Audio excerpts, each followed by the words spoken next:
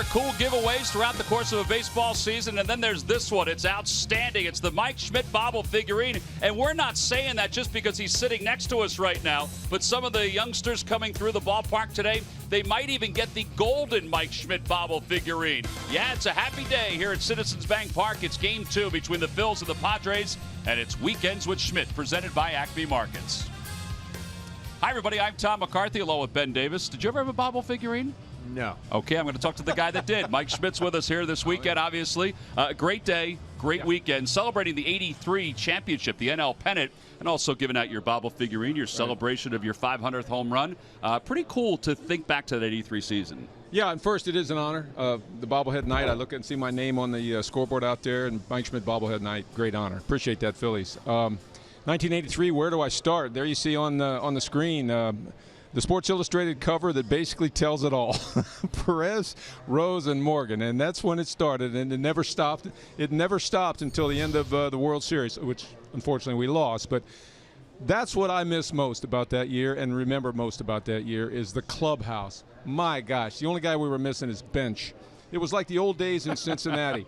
These guys got on each other from the time they arrived at the ballpark till the time they left at night, and it was so much fun. It was fun for me. It was fun for Sarge, Gary Matthews, all the guys on that team. And there were a lot of young guys on that team that learned from that. You know what's unfortunate is I don't think that atmosphere is prevalent in today's game anymore, you know, with the cell phones and, you know, the internet and social media and all the things that go on now. I don't think they get the experience that I had in 1983. A special year, and I'm so glad they're honoring it here this week at Citizens Bank Park. Well, it was a special year for the Phillies fans and the organization itself. And now we fast forward to 2017, where the Phillies have struggled. On the flip side, so have the Padres. They're better lately, though, and their catcher last night is a clear indication that some of the young players might be getting better. Yeah, they're starting to produce, and hopefully that's what the Padres were looking to accomplish this season. Have these guys produce. Austin Hedges last night, 13 homers now with the pair that he had last evening. Gets a couple good pitches, and you can see that he uses the whole field. That's something that you really like to see the young hitters do. He did that last night in the sac fly. That ultimately gave them their 4th run, which beat the Phillies 4-3. Yeah, his batting average is 3rd lowest among catchers in Major League Baseball, but his home run total is tops in the National League among catchers. So coming into last night, the last 19 games, 203 with 8 RBIs. He certainly turned things around in last night's ball game for the Padres. Yeah, unfortunately, it happened to happen against Nick Pivetta, who threw the ball exceptionally well last night, but Austin Hedges got the better of him. All right, we'll see if the Phillies can even up the series here this afternoon. It's Game 2 of this 3-game set. They will send Aaron Nola to the mound. Jhoulys Chacín will start for the Padres. Lineups at first pitch when we return. Phillies baseball is brought to you by Xfinity. Xfinity X1 will change the way you experience TV. By Toyota. Find your favorite model today. Toyota, let's go places. By Citizens Bank, official bank of the Phillies. Visit citizensbank.com. And by Independence Blue Cross. Live fearless. Learn more at ibx.com.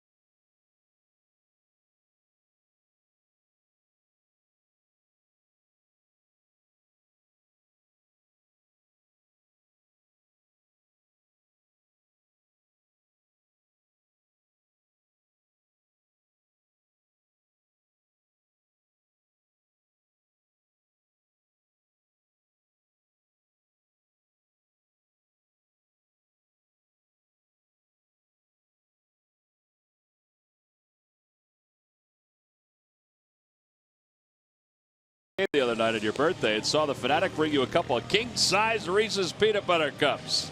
Our head cake decorator, Maxine, who was a huge Phillies fan, had a cool idea of making you a Reese's dessert cake. That sounds as good as a dessert could be. Right? Yeah, that's exactly right. That's one of those. I think I'll have just a bite. Yeah. 10 bites later, you're still.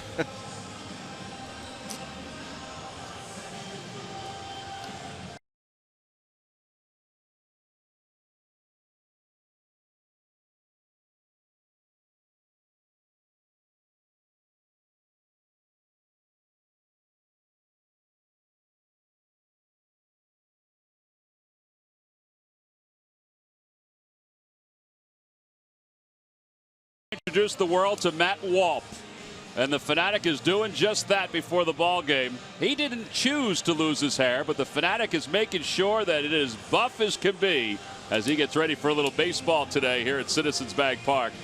That's right. That's Matt's shot right there, and that's the Fanatic. Does anyone choose to lose their hair, Tom? I do. This is by choice. The cul-de-sac is by choice. Oh, that's outstanding. Let's take a look at the Padres lineup, brought to you by Xfinity. Xfinity X1 will change the way you experience TV. Well, it's pretty much the same lineup that we saw last night for the Padres, and why not? They wound up winning the ball game. It includes Jose Pirela, who is in a 5-game hitting streak, hitting .381 during that stretch. They'll face Aaron Nola, and Nola's pitched really well lately. His ERA is 3.73. But in his last 3 starts, he's got an earned run average of 1.27.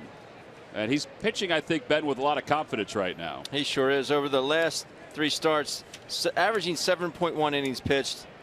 Opposition batting average just 171. But the curveball has been good. Fastball has been good. And the changeup is really starting to come along. Well, right out of the chute, he delivers a 92-mile-an-hour fastball, and it's 0-1 to Will Myers. Myers was 3 for 4 in last night's ball game. You got to admire a guy with no batting gloves on. Wasn't that you, Ben? That had to hurt a guy right there with no batting gloves. Hurts your pride more than anything. Well, one quick out here in the first inning. Hitting a ball like that'll hurt your pride. I don't know why you'd want to look at the video replay on the scoreboard if you hit that one. Yeah, I think your hands will tell you the story.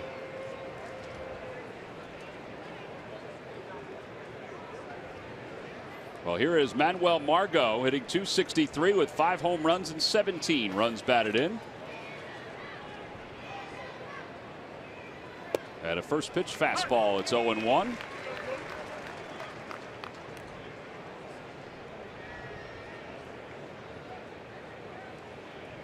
Margot last night 0 for 4 with 2 strikeouts. And he lines that one through the hole on the left side. That was a hanger. And he's able to poke it for his first base hit. That ends at 0 for 13. Time now for our Nissan keys to the game. All right, Ben, why don't you get us started? Well, Aaron Nola, don't change a thing. His changeup has been coming along the last so many games. It's been out of sight. But more so than that, the last 3 starts, he's just been dominating with all 3 pitches. So don't try and think you have to get better. Mine is let's score first, because there's an old baseball axiom that says if you score 1, they have to score 2. So if we makes a lot of sense. if we continue to stay 1 run ahead of these boys, right, we will win the game. Well, I think the other thing too, Michael, is that their pitcher's ERA in the first inning is 7.3. So they're giving up runs in the first inning. They've been outscored 70-42 in the first inning. It's an old strategy, you know, just stay 1 ahead of the other team, make them have to score 2 to beat you.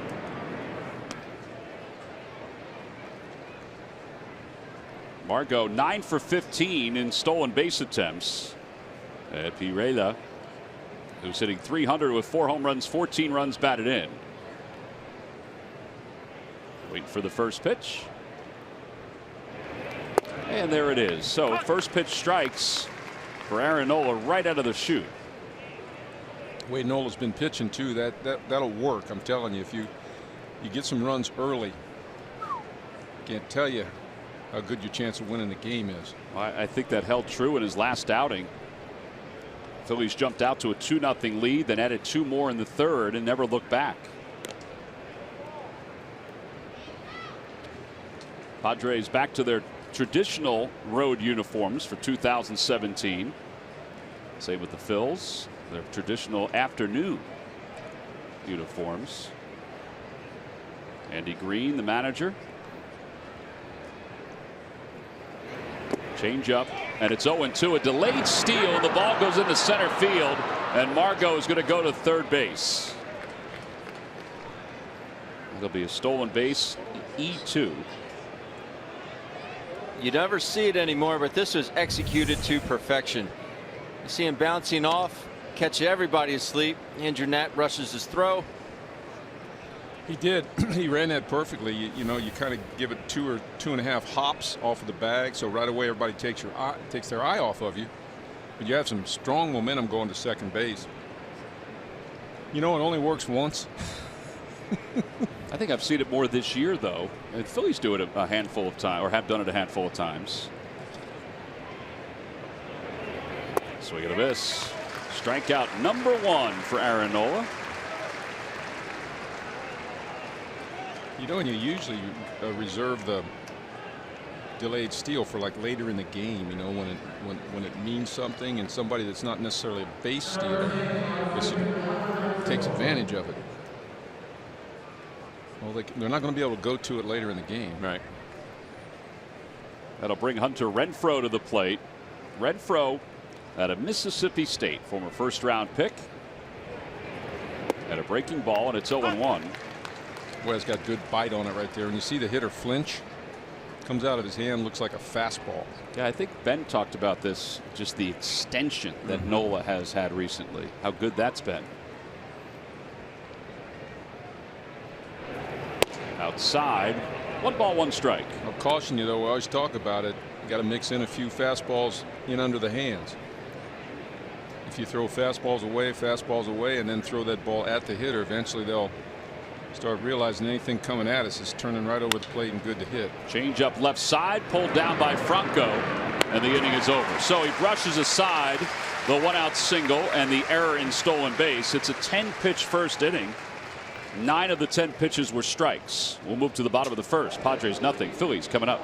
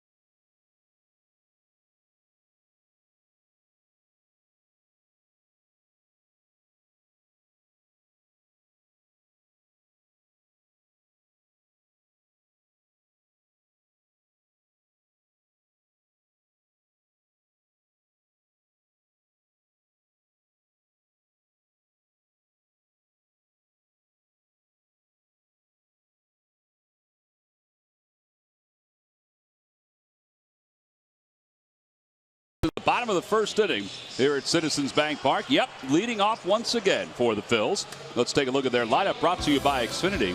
Xfinity X1 will change the way you experience TV.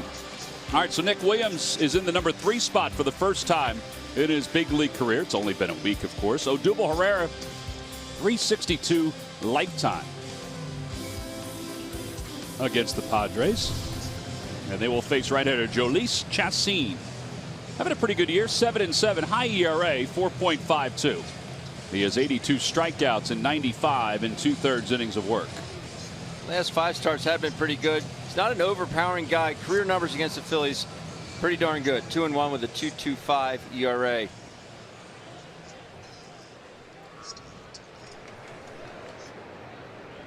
Has not faced the Phillies since the 2014 season. That last time he went 5 innings, allowed 7 hits and 4 earned runs. And here is Nava. Nava making his 29th start, hitting .314 as the leadoff batter. And it's no balls and 1 strike. So we kind of have two unorthodox leadoff hitters in this lineup. Will Myers is not necessarily a leadoff hitter, but is doing it these last couple of games. And Nava, I don't think is necessarily a leadoff hitter, but both managers feel like these two guys will get their offense jump started to begin the game. Oh, well, I agree with Myers on this team especially. I mean, he's more of a 3-4 hitter, home run power, drive-in runs. Nava, I like him as a leadoff hitter. Now, he's not prototype, you know, not a real speed guy, base stealer, but he is a guy that works in at bat. Takes a lot of pitches, not afraid to fall behind in the count, uses the whole field, switch hitter, gives you a professional at bat. Could not agree more. Rolls this one to the right side, and the second baseman Aswahe throws him out. 4-3 on the putout, and one away. I guess your highest batting average should be at the top of the list.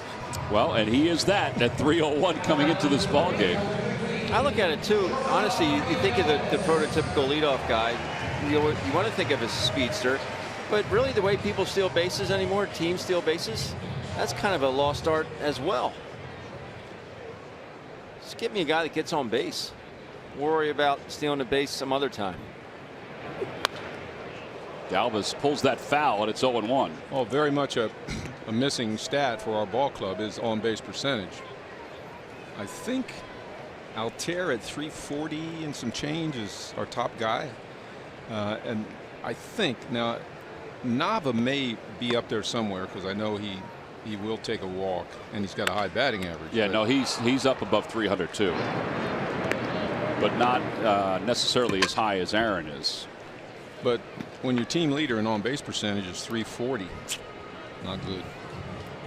And the rest of the team, you know, kind of hovering around 300, high twos. Yeah, that's part of what the Phillies hope will change as they move forward. So Nick Williams batting third today. Got a changeup outside.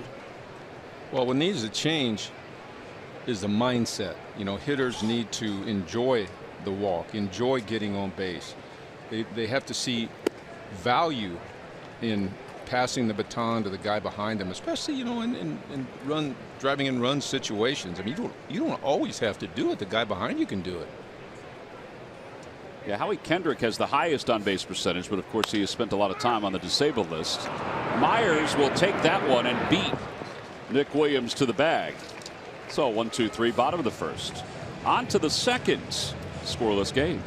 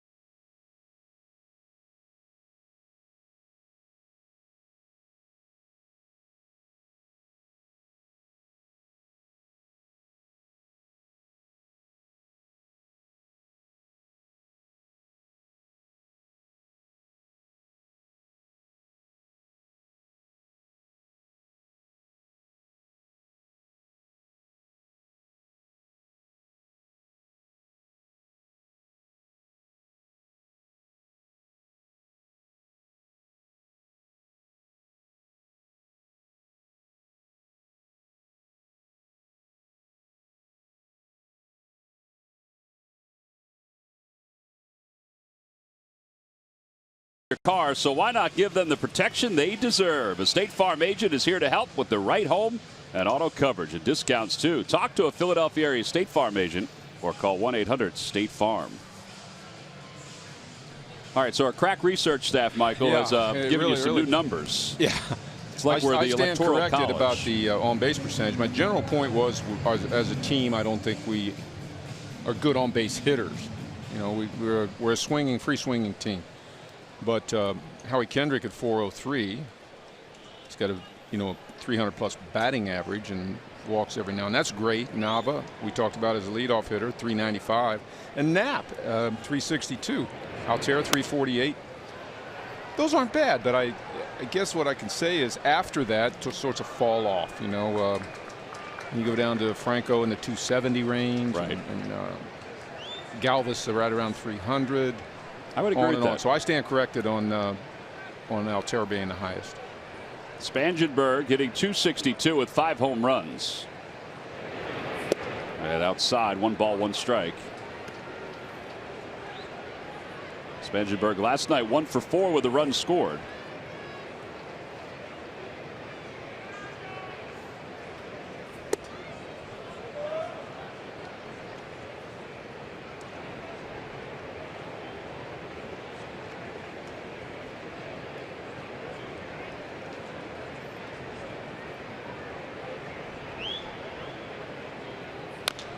Rolls over on the fastball, and it's 2-2.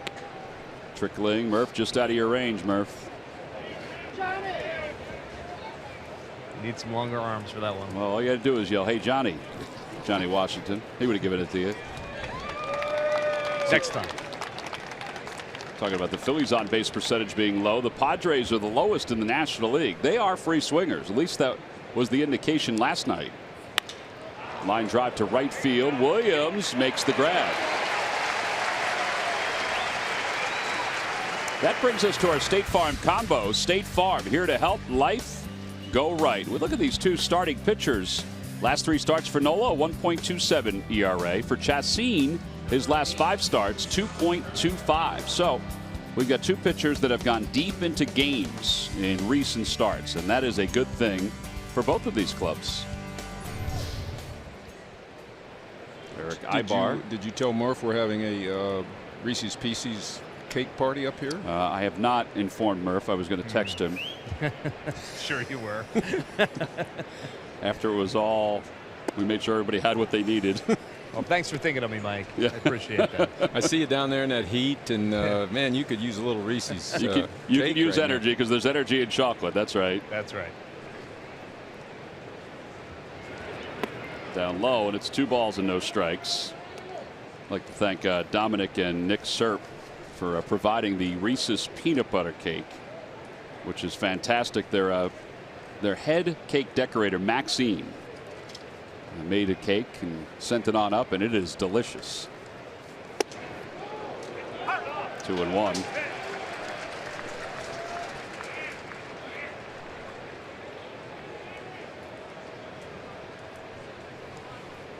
Oh, that's a beautiful thing right there.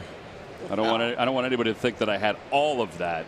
That is a beautiful cake. Yeah, it's really good too. It's I had a little piece of it, and then Christine Connors had a larger piece, and Pete Mickelson had the largest of the pieces so far. That's why the camera's a little fuzzy back here behind home plate. Oh, how I wouldn't love to eat a big hunk of that baby right now. But I had my. You had your ice cream. My ice cream. That's why I held off. Although I'll be having a bite or 2 here eventually. I know there's not going to be left of yours here in a minute. taking baby steps with it.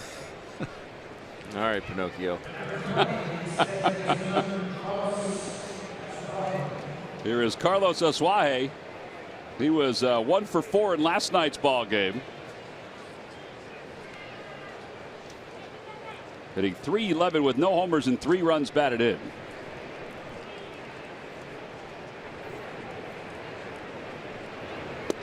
At the knees, and it's 0-1. You know, the interesting thing about Aaron Nola and his effectiveness recently, what you just saw him issuing that walk, that is something that he really hasn't done in recent games. Last time out, he walked only 1. And he has only 7 walks in his last 3 starts, 8 counting the one today over his last 4.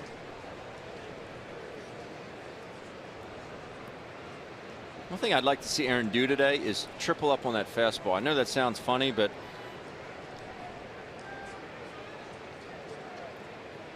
there goes the runner. Then he stopped, and the pitch is fouled back. It's 1-2. he just did it. He just tripled up. You just don't have to go fastball off speed. Would you fall into patterns as a catcher every once in a while? I tried not to, but the best pitch in baseball is a located fastball, a good located fastball, and he has that ability. That was his MO coming out of LSU. Guy with command that fastball, in, out, up, down. If you think about it, there's 4 pitches right there. Fastball up, down, in or out. There's 4 fastballs in a row. Yeah, and I think he's closest now to what he was when he came up, and he was very effective at that point, which is a good thing. It means he's healthy. Body language is good too. I remember when he was in this kind of a slumpy period, watching him, you could see him in the dugout, and he's kind of hanging his head, and wondering how if he was ever going to get out of this thing.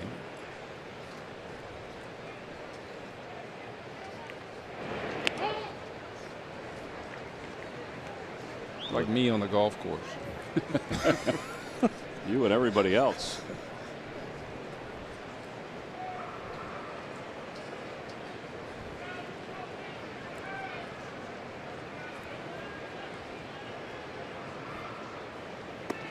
Well, he tried to change up, and he didn't bite, so it's 2 balls and 2 strikes to Zwahe.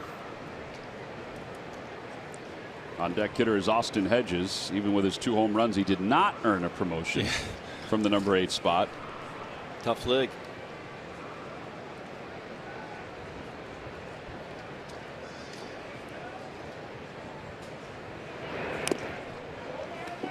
Yeah, you don't see the 8-hole hitter hitting 2 home runs that often in one game. No, and in this lineup, he is 3rd in home runs. You have the 2 guys with 16, and then it's him. But I guess they probably feel like that's where he's most comfortable.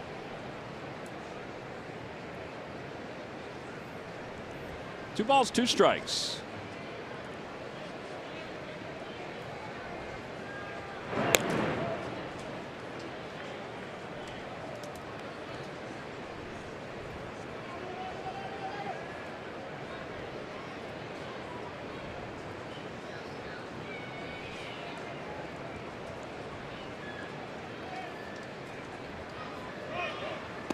Three balls and 2 strikes. Ibar has started and stopped a couple of different times. The fake steal, it has its value. One value is it gets the middle infielders to evacuate their position. It makes them jump towards second base anyway. It kind of maybe opens it up a little bit for the hitter. He goes this time. It's a changeup, and he strikes out on it, and Ibar is safe at second. Now that is the 2nd stolen base for the Padres today, and it's the 7th for Ibar. Well, here comes Austin Hedges, and last night he provided us with our Toyota turning point with his 2 home runs. That was a hanger that hit to left field, and then Ben, the next one, he went to the right side a little bit. And 96, kind of center cut, but he's a little tardy, but still strong enough to drive it well on out of here to right field. And that hanging curveball too. I mean, that's a rollover ground ball if you don't go straight away with it. So you really got to give him credit. I thought it had a little bit of bite, but it was thigh high out over the middle of the plate. Out to center field. It's playable for Odubel Herrera. Thank you. Swings at the first pitch, and the side is retired. No runs, no hits. Second man left in scoring position for the Padres. We'll move to the bottom of the 2nd.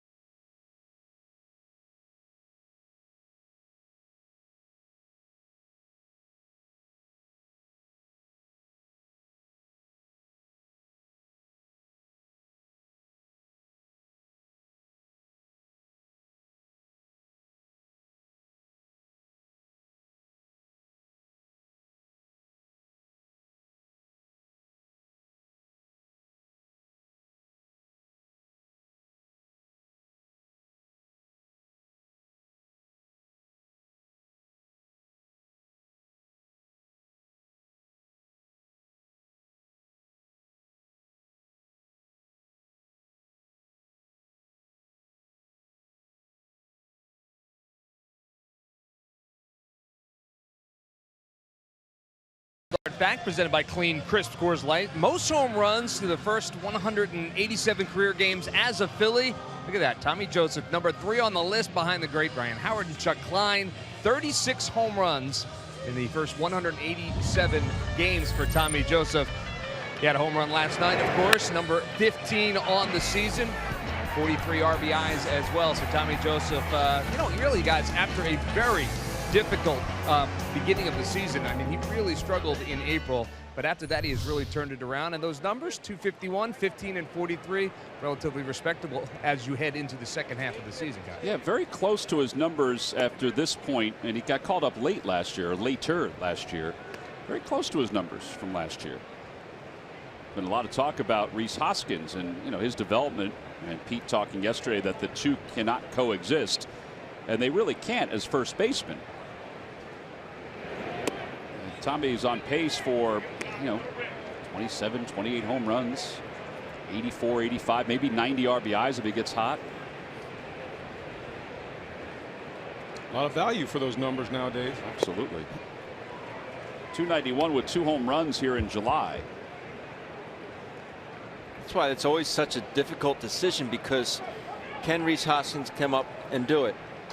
He might be able to, but right now Tommy Joseph is doing it. And he has done it. There's a towering fly ball deep down the left field line, foul.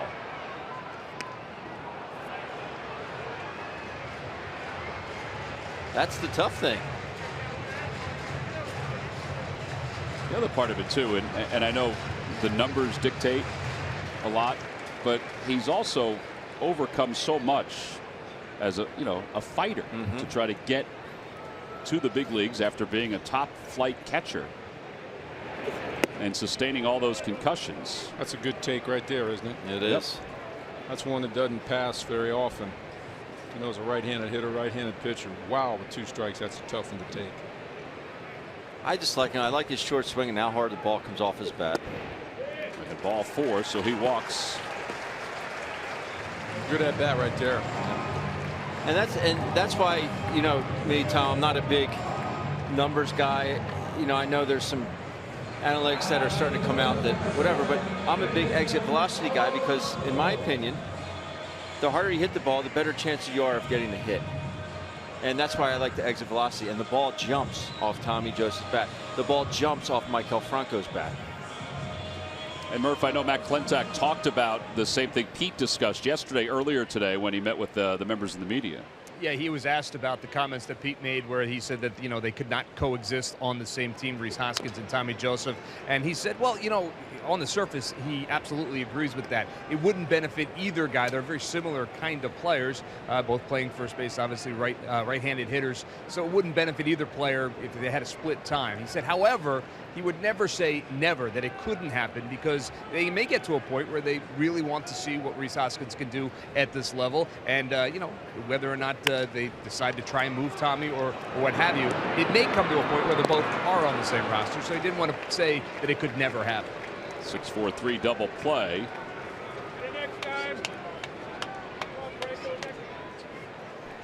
Ball got in on Franco and couldn't clear his hips out of the way and get the meat of the bat on the ball. Good pitch off the plate inside. Michael grounds into the double play. That ball had some late movement in on his hands right there, Ben. It sure did. Not where Hedges was set up. However, it ended up being there. That is the 17th double play that he's hit into this year. Here's Andrew Knapp. Knapp did not play yesterday. Takes a ball inside and low. 1-0.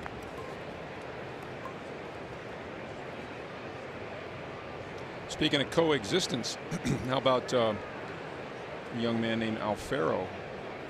Yeah, Jorge Alfaro. Yep. And Andrew Knapp and Mr. Rupp.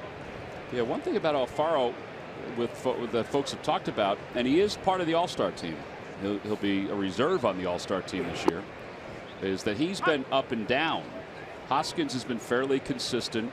Cousins started out slow, but now is starting to take the home run battle by storm. I think he has 22 now.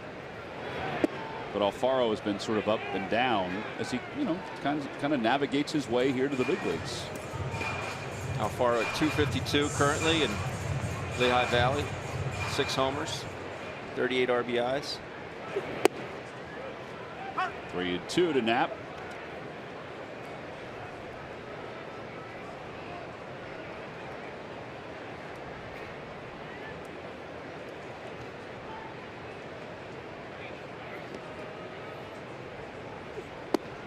And on the outside corner, strike 3 called. Knapp is down looking. And that'll wrap up the second inning. No runs, no hits, nobody left. Scoreless game as we move to the top of the third.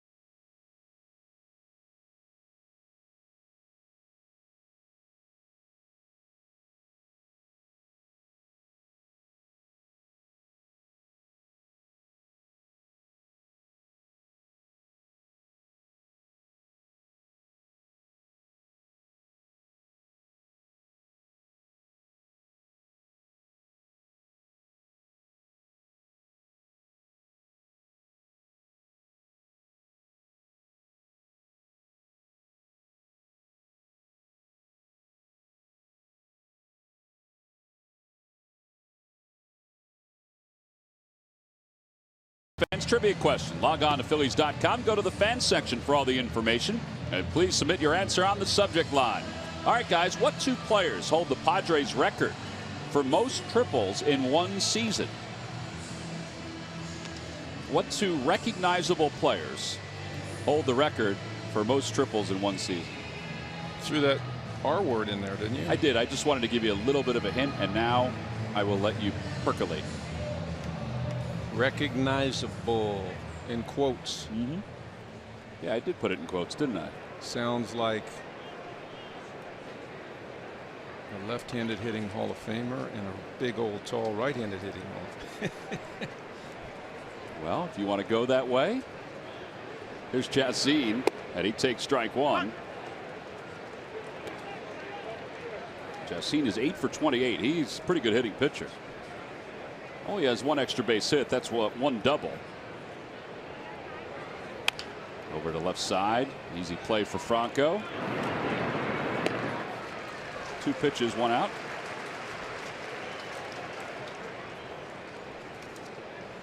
Here's Will Myers. He brings us our Geico quote of the day on hitting leadoff. I'm pretty excited about it. Back in 2015, I really enjoyed hitting leadoff. I struggled over the last month and a half.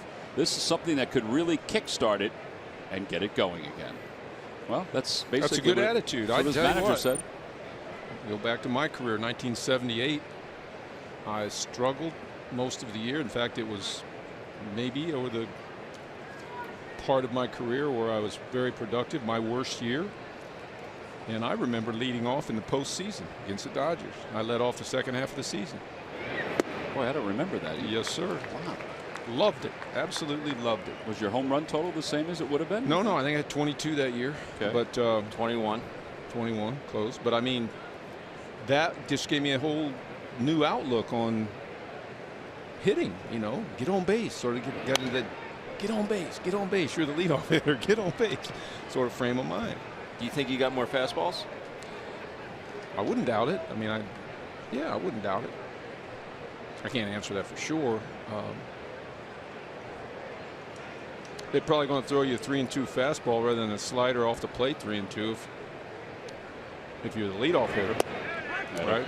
Breaking ball, strike 3 call. That's the 3rd strikeout for Nola. I just find that hard to believe. A man that led the National League in home runs 8 times in the leadoff hole.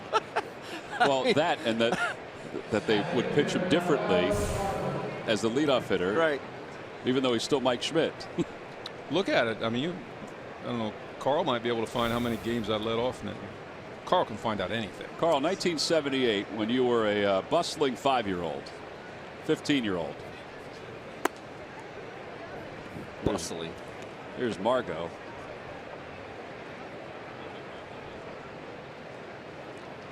Now the Fanatic is visiting San Diego, even though Mark Grant is not here.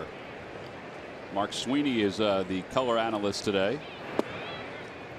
Is that the Mark Grant of the old pitcher? Yes. I'll be darned. The one that Larry Bowa once told, and he's probably watching the Padres telecast, so he's not watching ours, but he loves listening to Bo tell this story. Mark Grant, who was Larry Bowa was his manager in San Diego.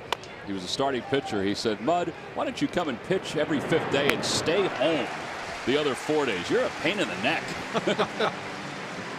8-pitch inning, 4-3 on the putout, nothing across. Watch out, Jesse. The Fanatic may trip and spill something on you.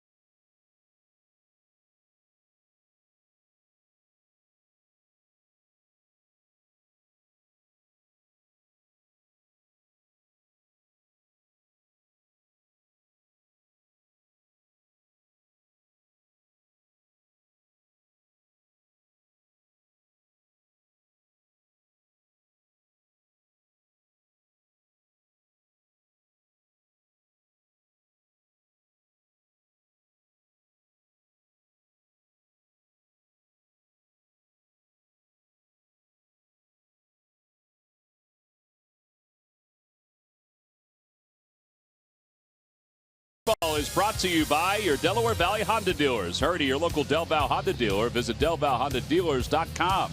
And by McDonald's, introducing the new signature crafted recipes at McDonald's. I'm loving it. Well, Michael, you're all over this ballpark in one way, shape, or form. I'm honored. Good feeling. I do like the powder blue uniforms. The more I see them over and over again. I mean, we all liked them when you guys. Well, I know I liked them as a kid. I don't know how you guys felt about them. This guy's got one with a zipper. Both those guys have one with a zipper. A lot of 20s right there. Wow. Must be my passes. Wow. Thanks, people. Yep. We always have a lot right down below us here, too, which is cool. Odubel leads it off.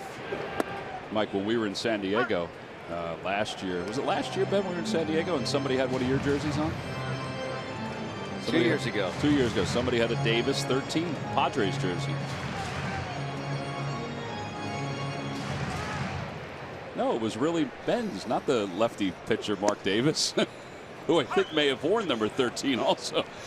Serious? It just so happened that Tom had the jersey made up and placed on a certain person to walk by, and our cameras just happened to get it on camera. Oh, you guys. You guys remind me of the '83 clubhouse. 1-2.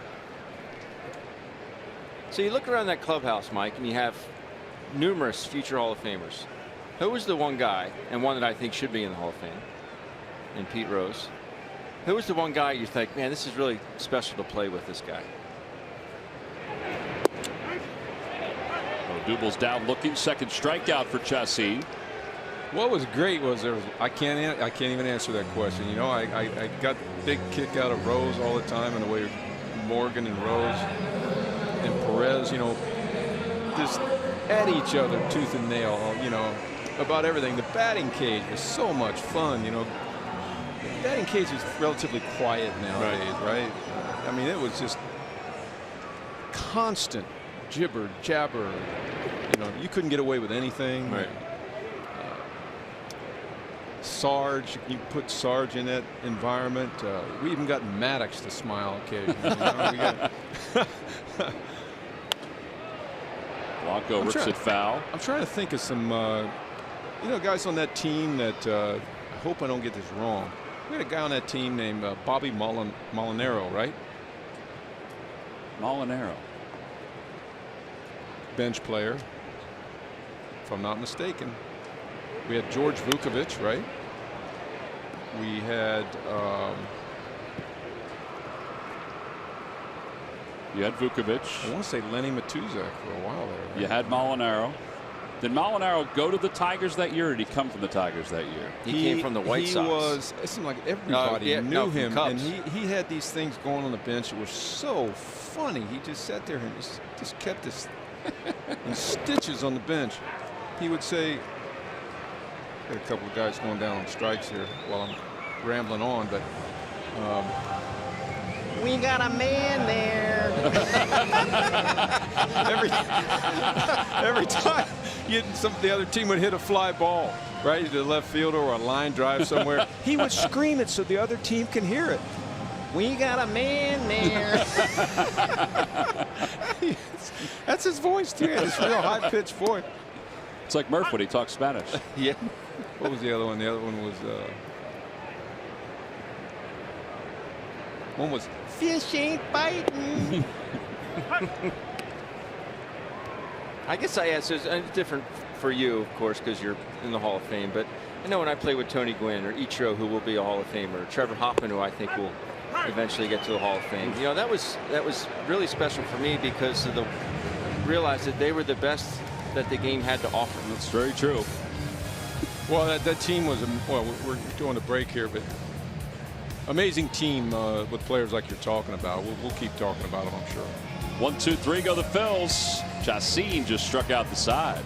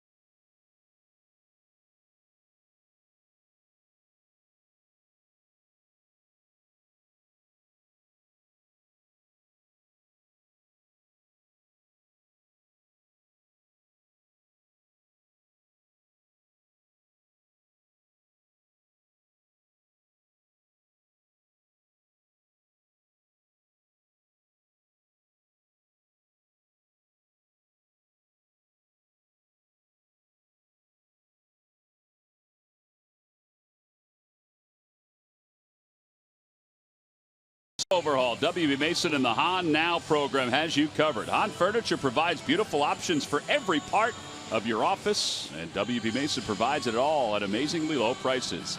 All in service means you don't have to lift a finger. Who but WB Mason? I'm looking at that lineup now, Tommy, with Ben over here. Bo Diaz. Bo Diaz. Yeah, Ben, you were talking about Bo Diaz the other day. 516 at bats. Wow. Wow. How many home runs did he hit that year? 15 Mike? and 64. Yeah, he had a solid season. Ivan De Jesus. Yeah, because Bo was gone by then, obviously. De Jesus is playing shortstop. Mike, we were getting a kick, though, last night at a Sarge's home run against the Dodgers in the league I watched it. series. I was, too. Oh, man. How? Sarge, he wants us to say something funny about him tonight. Why don't we just have him walk on the set and walk off? He said he was in a bad mood. He said, "I'll be watching tonight. Say something funny so I can laugh." All right, Sarge, we're working on it. Yeah. How can anybody let their bat go on a home run like that? It's like around his body and into the dugout. Steve Yeager's thinking the same thing. Yeah. Urela, who struck out his first time up, leads it off here in the top of the fourth. Scoreless ball game.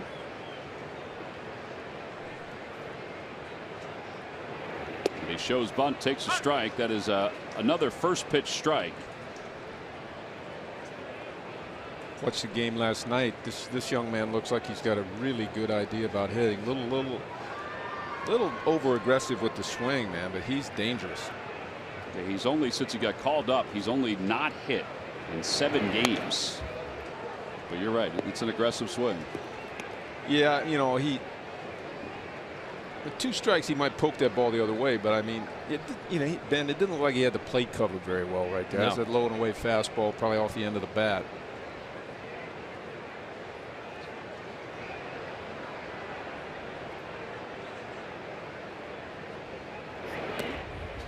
That one went too far outside.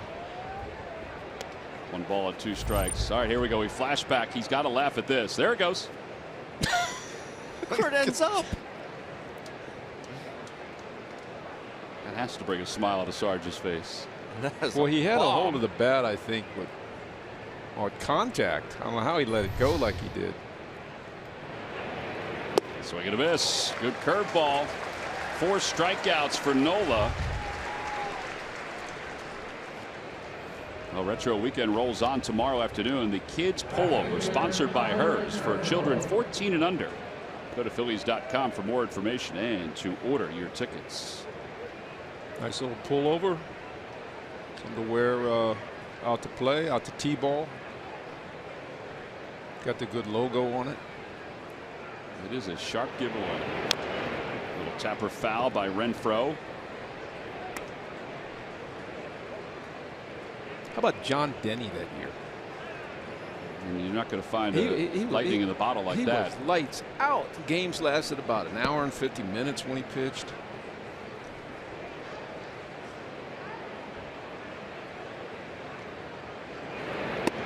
On the outside corner, 0-2. But you needed that year from him on so many levels. 242 2/3 with a 2.37 ERA. It was 19-6. On the outside corner, another strikeout for Nola. That's 5 in the first 3 2/3. And that's 5 in a row in this game. Actually, that's 6 in a row in this game. Yeah, counting Chassin.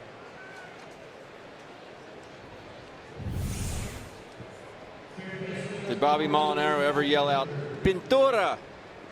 That's what guys would yell out when I would play. That means Spanish for painter. He just painted the corner there. Is that when you were pitching or catching? No, I was catching.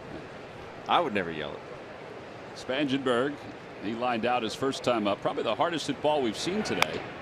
And that's probably the softest hit ball we've seen today. No, Myers in the first inning. Oh, yeah, that's right. 8-pitch inning, 1-3 on the putout. 3.5 in the books. We'll go to the bottom of the fourth. The Phillies and the Padres still scoreless.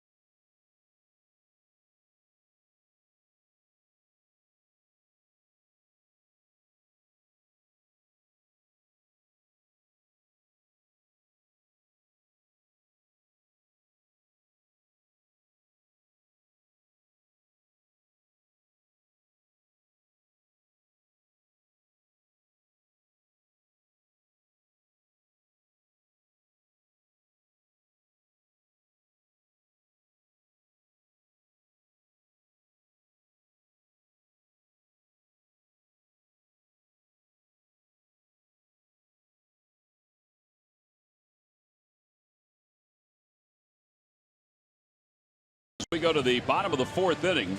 Daniel Nava will get a chance to lead off for the 2nd time in this ball game.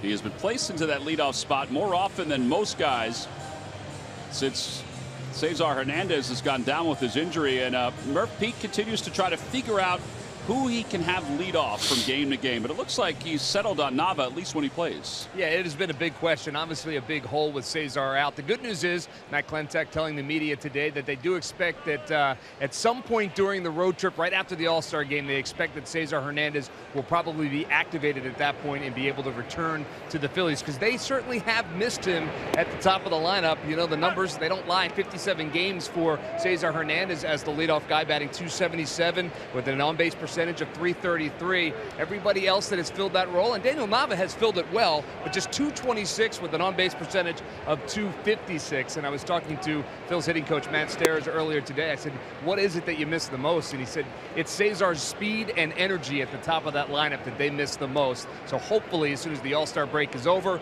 the team will head to Milwaukee and he will join them soon thereafter, guys. Yeah, it is 20 points higher than it was a week ago, the leadoff spot, but it still dwarfs in comparison to the production that Cesar puts together. 1 ball and 2 strikes to Nava.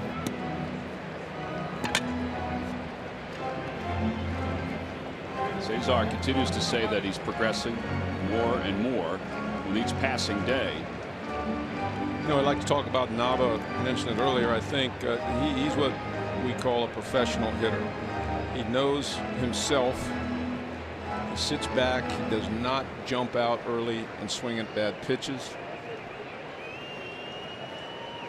He knows the value of a walk. He knows how to take the bat quick to the ball. He knows how to hit a line drive to center field. Yep, little floater in the center for a base hit. First hit of the day for the Phils. Comes here in the bottom of the 4th inning. Let's see if they can get a lead here.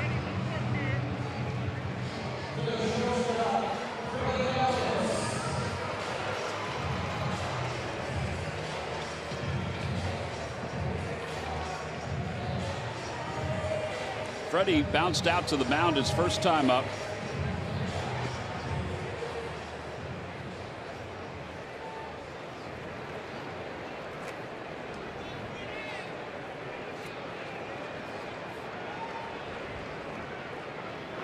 Outside, 1 ball, no strikes. Now, these next couple at bats are what's so key to a rally. You know, Nava's not so much. I mean, he got the base hit. Now, using the opposite field, making the pitcher work, bring a walk into play. You know, don't be over aggressive. There you go. Now you should take this pitch right here. Maybe he'll throw it, you know, a ball that, you know, may look like a strike out of his hand and may run off the plate. Give the umpire a chance to call it a ball. If it's a strike, no problem. You can still go to hitting. It's not the end of the at bat, but you got to try to put heat on the opposing pitcher. The leadoff man on base. It's called a rally. Yeah, last night the Phillies had first and second with 1 out in the 8th inning. And Pete was talking about that today. He said, I really thought at that point something would go because they had 3 and 4 due up. He said, but, you know, right now we seem to be taking the good pitches and really putting ourselves in the hole with some of the pitchers' pitches. Over to first base. Myers has it. Could be 2. There's 1 and 2. Double play as Myers is kicked off the bag. 3-6-3. Phillies baseball is brought to you by Toyota. Find your favorite model today. Toyota, let's go places. And by Yellowwood brand pressure treated pine. If it doesn't have this yellow tag, you don't want it. Well, the second double play of the day. Well, there again, that was a ball that had late movement on it, running away. Freddie doesn't use the middle of the field. He rolls over it.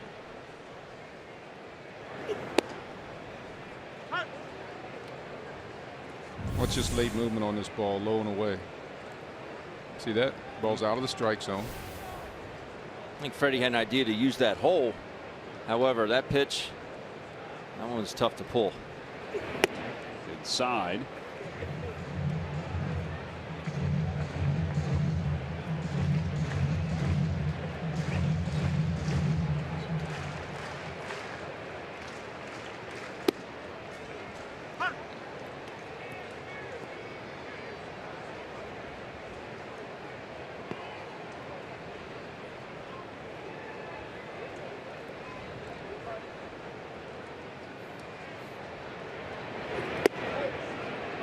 Inside again. 2 balls, 2 strikes. You know, that's a pitch right there that wasn't so prevalent when I played. And these guys can make that ball run back over the plate, these right-handers. Nola for sure. Sharpwood is shortstop, but Ibar is up with it. Another quiet inning for the Phils. No runs, their first hit of the day, and nobody left. We'll move to the 5th. Still no score. I thought that was.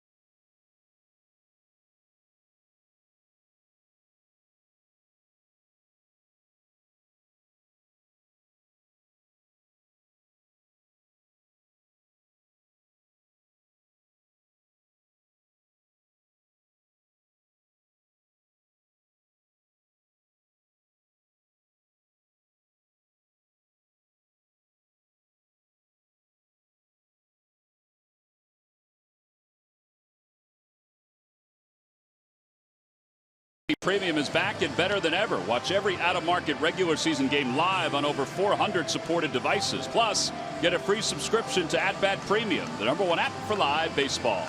Blackout and other restrictions apply. Visit MLB.tv for details.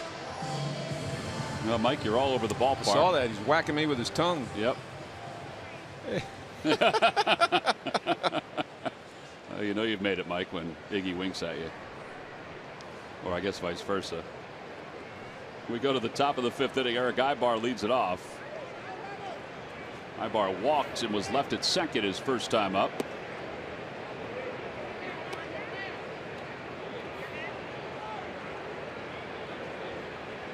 "46 pitches through 4 innings for Aaron Nola.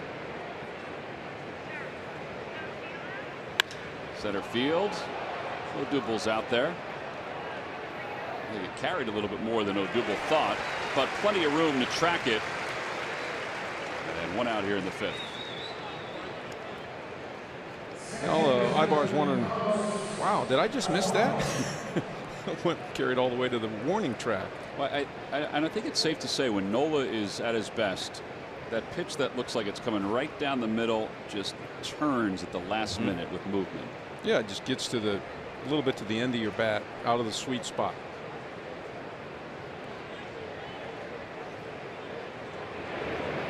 Suaje takes a strike, 0-1. And that's that finish we talked about on his fastball. When he doesn't have that finish, finds more barrels.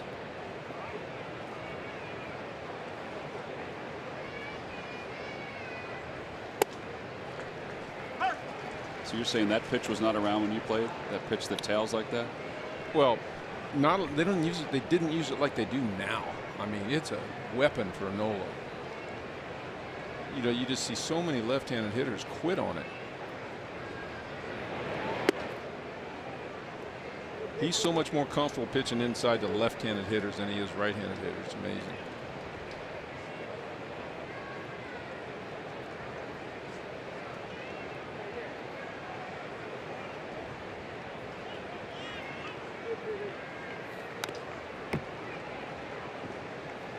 You're wearing that one out if you're a catcher. That ball up under the left-handed hitter's hands. He used to do that to me all the time, and he was really one of the first pitchers to ever do it. Well, I wouldn't say first. Obviously, Maddox used to do it, but Tim Hudson when I was in Seattle, Huddy would throw that ball. He could have told me, I'm going to throw this one off your hip. And I would take it every time. It was just very difficult for me. And it's different because I remember one time I had a conversation with A.J. Przinsky about it. He said, I just waited for it. I waited for that pitch. And he said, I wore him out. And then he stopped doing it. But it was, for me personally, it was very difficult to swing at a pitch. And Tom, you've heard me say this a million times, to swing at a pitch that you think is going to hit you. Yeah, you just pull it foul is all you can do. Or you just let it go.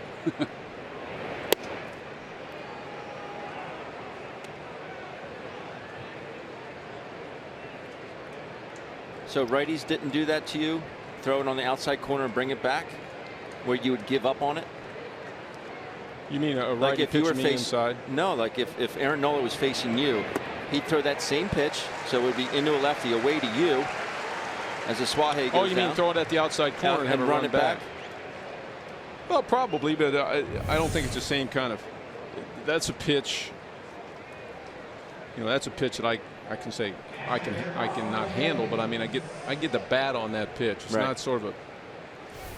Yeah, I might give up on it every now and then, but that's one I'm going to swing at. It doesn't freeze me, you know. It's like it's close enough to swing at. The left-hander that throws a hard sinker at my hands, and like you say, runs back over the inside corner, was very tough to deal with. Austin Hedges flied out to center. His first time up.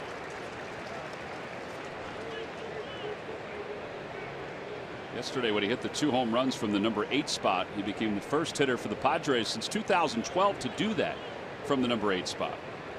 Alexi Amarista was the last one. Bouncer back to the mound. Nola's got it, and another easy inning. 57 pitches for Nola through the first 5. We'll move on to the bottom of the 5th. Phillies and the Padres still scoreless.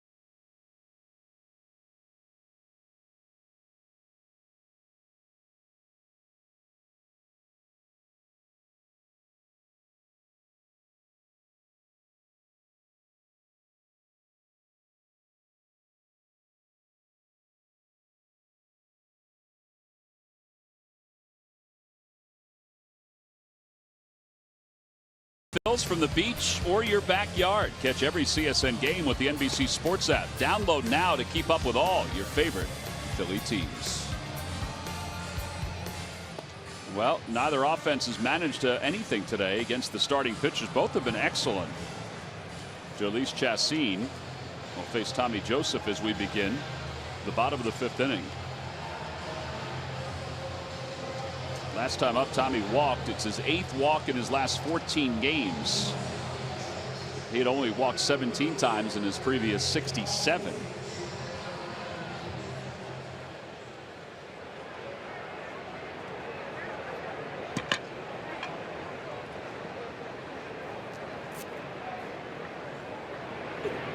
First pitch inside. 1 ball, no strikes.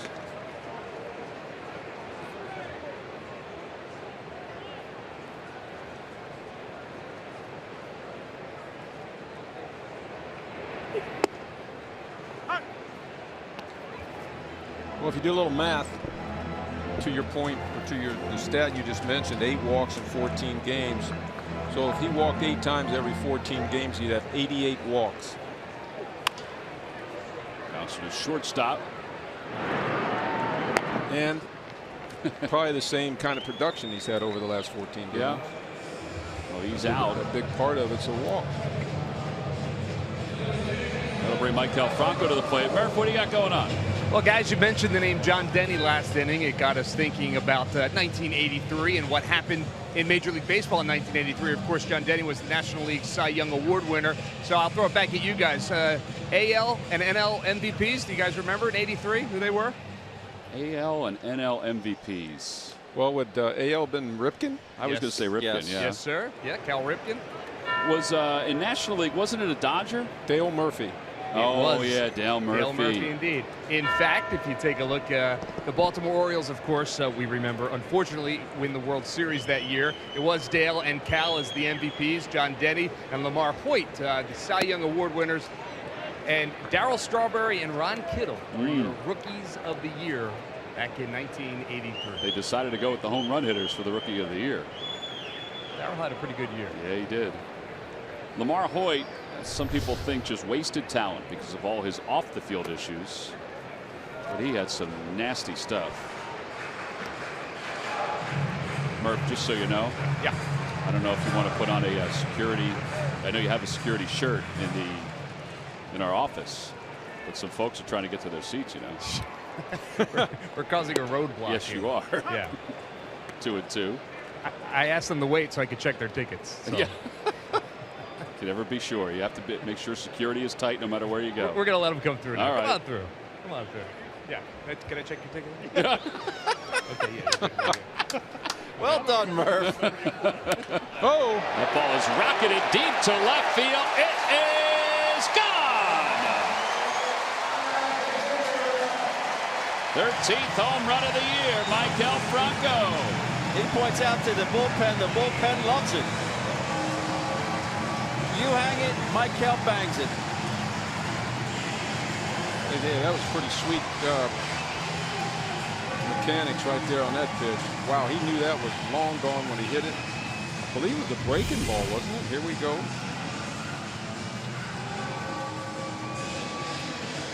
Look at that extension. Look at that extension. Using his legs. He knows it. Makes a winner out of Adam Weaver. Adam, we didn't tell you this, but you are a participant in the McDonald's home run jackpot. You've just won $100. Good luck, Adam. Way to go, Adam. Little tapper foul, and it's 0-1.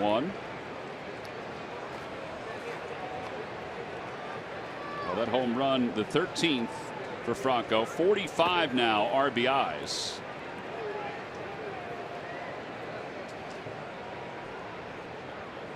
And that young lady with the Franco jersey gets the baseball and will get an autograph. Will Myers to Chassin.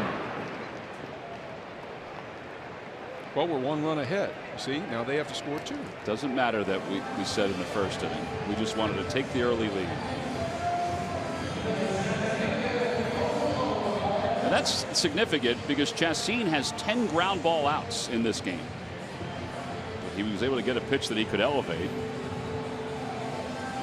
It's awful hard to elevate that sinker. It's a good sinker. But he elevated that curveball, and out it went. Here's Odubel, who's 0 for 1. He struck out his first time up.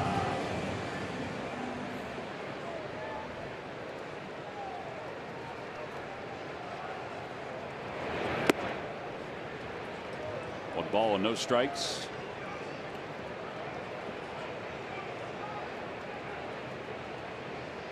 Ben, I watched Odubel there with his leg kick right there. His foot was hanging up in the air as the ball.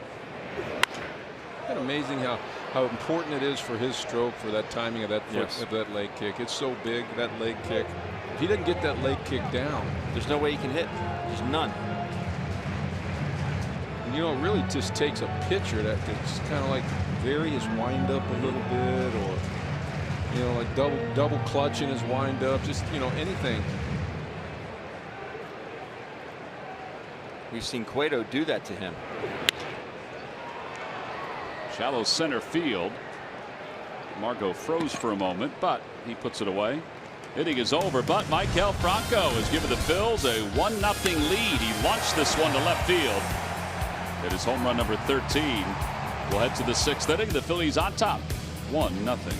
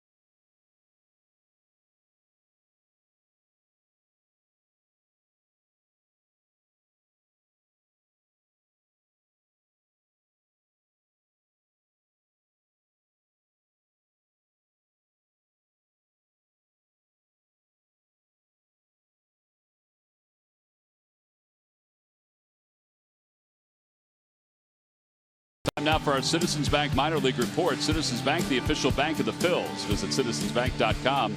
Lehigh Valley defeated Scranton 4-1. Brandon Liebrand, 6 innings, 1 earned run. You see his earned run average. Giandito Trump was 3 for 6 in the doubleheader. Swept by Portland. Clearwater lost to Dunedin 12-2. And Williamsport defeated Mahoning Valley. Adam Hazley continued his hot hitting. 2 RBIs, 2 runs scored. The Phils' first-round pick.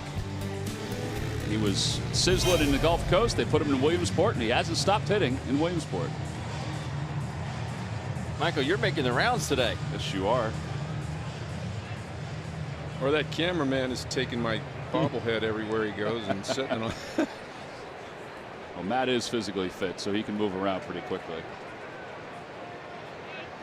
Chassin will lead things off. He grounded out his first time up.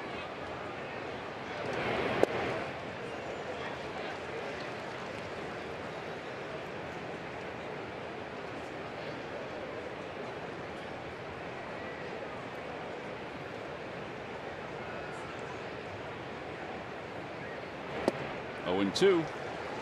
Change up. It was. I remember last time. Well, go a pitcher changeup. 3 earned runs in his last 26 in the third. Over to third base again for Franco.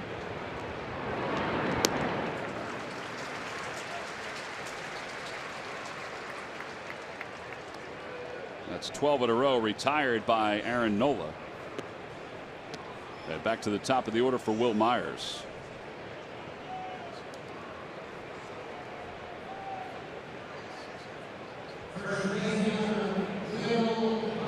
Myers is 0 for 2. He's popped out and he is struck out.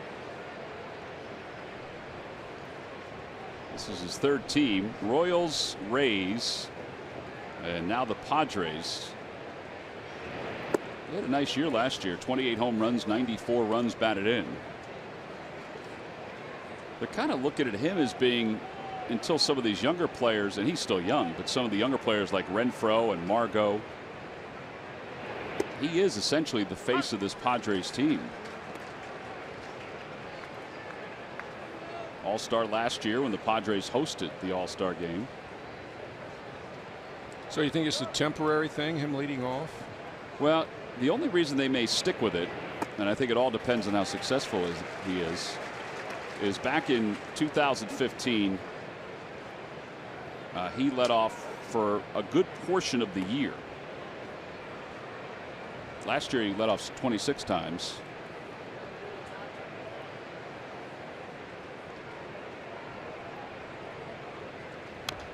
They had Margot leading off. He led off 45 times. but Andy Green felt like they weren't getting enough of a boost. They are playing better.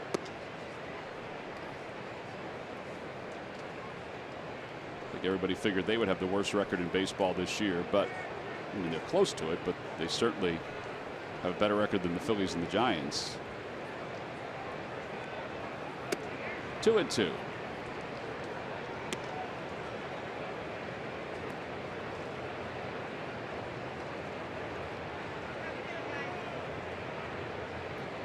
Here's Margot on deck.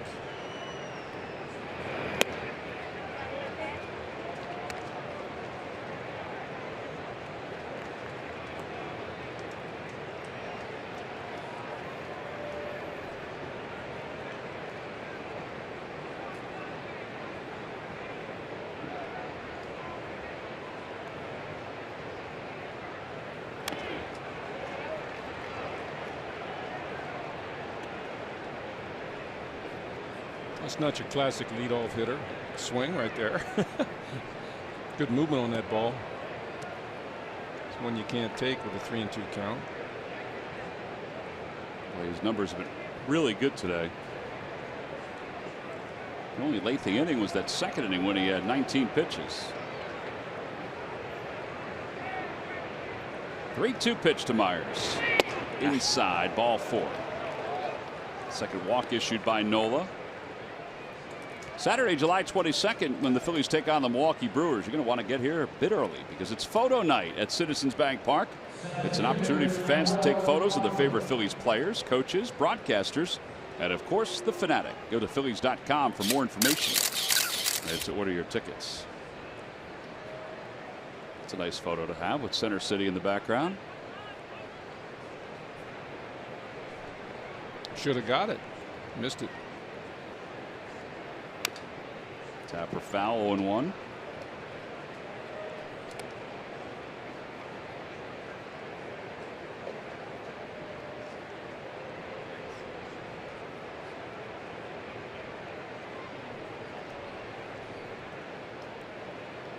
Margot has singled. He's also grounded out to second. He has the only hit today for the Padres.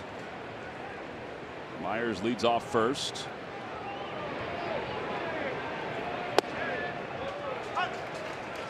Oh, 0-2. Slide step was good. That pitch, honestly, there's just no way you can hit that pitch. Not stepping where he's stepping. No.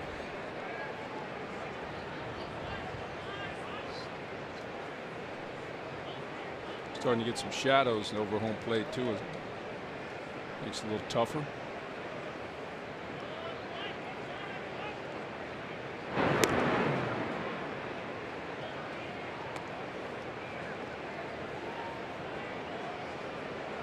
We have a Saturday 4 o'clock game like this. We pray for a cloudy day.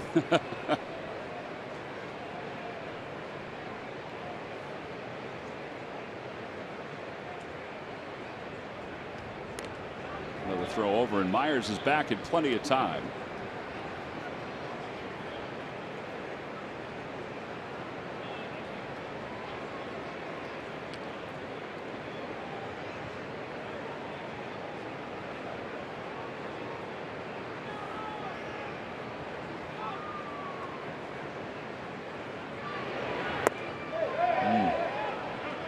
Did not go according to the first base umpire, Chris Guccione. And 1 ball and 2 strikes.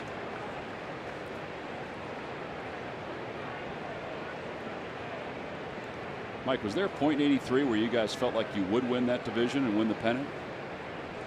A point during the season? I know September you guys got hot. It had to be somewhere toward the end because I can remember a series in St. Louis. Nap is out of room. Remember a series in St. Louis where Matuzik and Vukovic got real hot, and then I think we were right at the top. I don't know whether that put us over the edge. I don't even know where we clinched it that year. It's been so Chicago. long ago. On the road in Chicago. Greg Gross made the final out. Fly ball to left field. Pretty sure it was Gigi.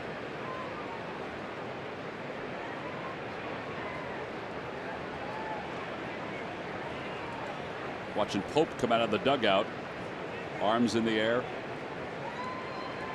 Paul Owens took over for Pat Corrales that year. Off the hands, popped up foul territory. Tommy says he's got it. 2 outs. Phillies baseball is brought to you by Nissan. Shop ChooseNissan.com. By WB Mason. Who bought WB Mason for fast free delivery? Nobody does it better. And by your local Ford store. Check out every new Ford car, truck, and SUV crossover at buyfordnow.com today. Nola's getting in there. He's hit the 3 softest balls hit in one game we've seen in a long time.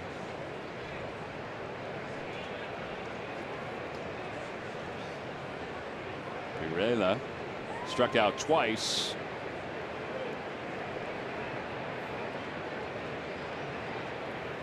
Bouncer left side, and Franco cuts it off again. And then flips it to second. 5-4 on the putout. We'll move to the bottom of the 6th inning. Still just 1 hit allowed.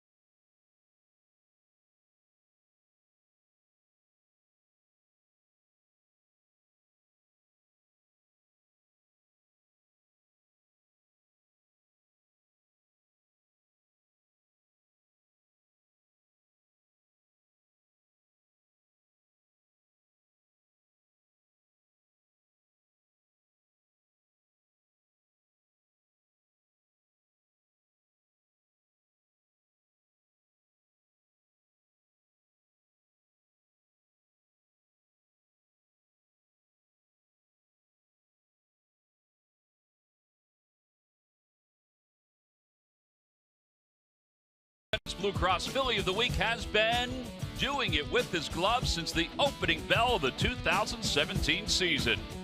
As expected, Freddie is performing at a Gold Glove level in the middle of the diamond. The Phillies shortstop is doing it with the glove and now with the bat.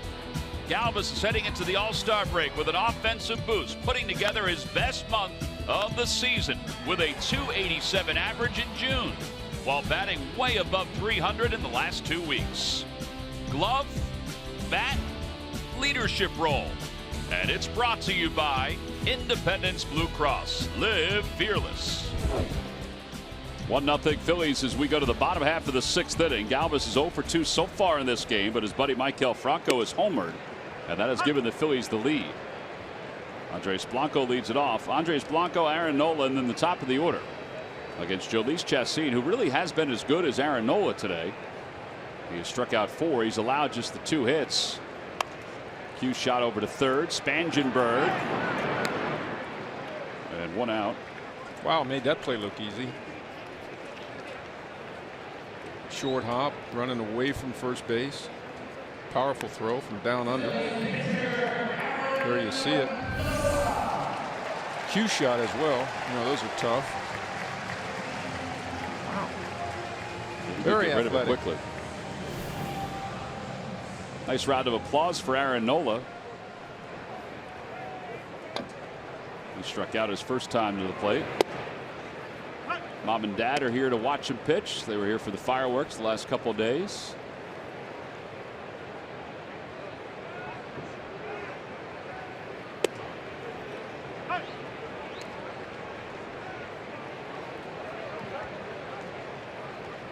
Aaron's like, throw me something straight, would you?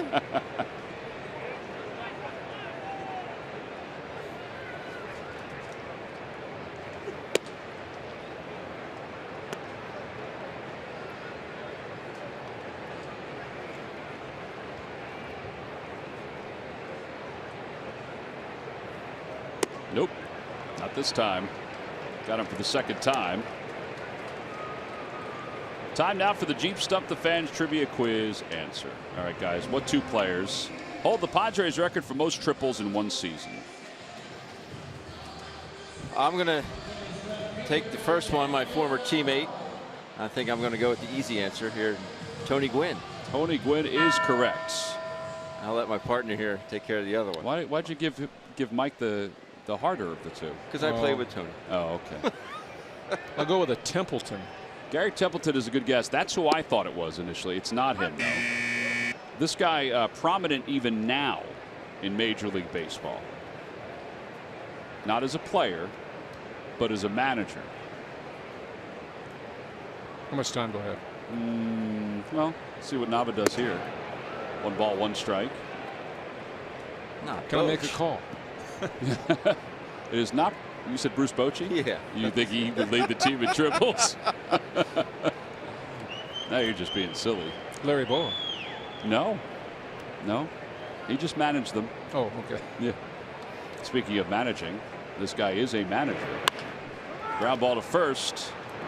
And he currently has the team with the highest win total in the National League. Dave Roberts. Dave Roberts. Back in 2006. Log back on to Phillies.com. Find out if you're the winner of a Phillies prize pack.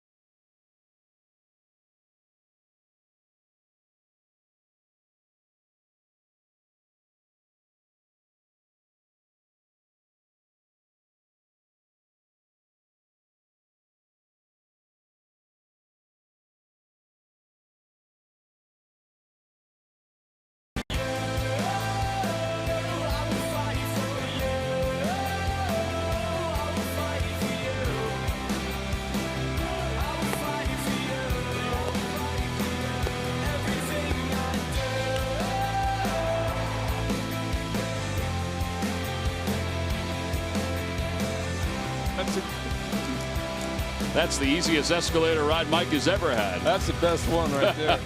Our Delaware Valley Honda dealers game summary. We go to the 7th. The Phillies' only run is the Michael Franco home run, which you saw. Aaron Nola's been excellent. 6 strikeouts, 1 hit allowed over 6 innings. And now he'll go to work at the top of the 7th against the Padres and Hunter Renfroe.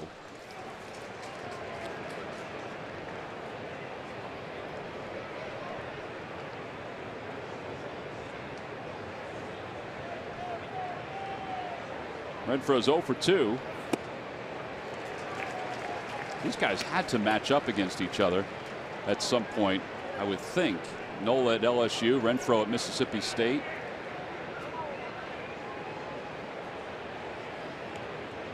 SEC. Yep. Did it come all the way back, according to Mike Winters, the home plate umpire? The other 30,000 umpires thought it did. I would say that ball just brushed that inside corner. 1-2 pitch. A spinner. That is a fair ball down the right field line into foul territory. And Renfroe's on his way to second.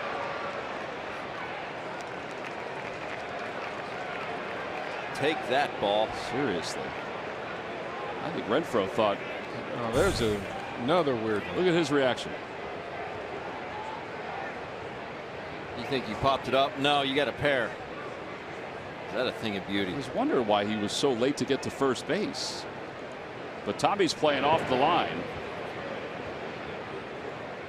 That's a fair ball. The spin on that thing. That got down and just went straight right. So now Spangenberg, who hit one back to the mound his first time up, or last time up, lined out to right field his first time.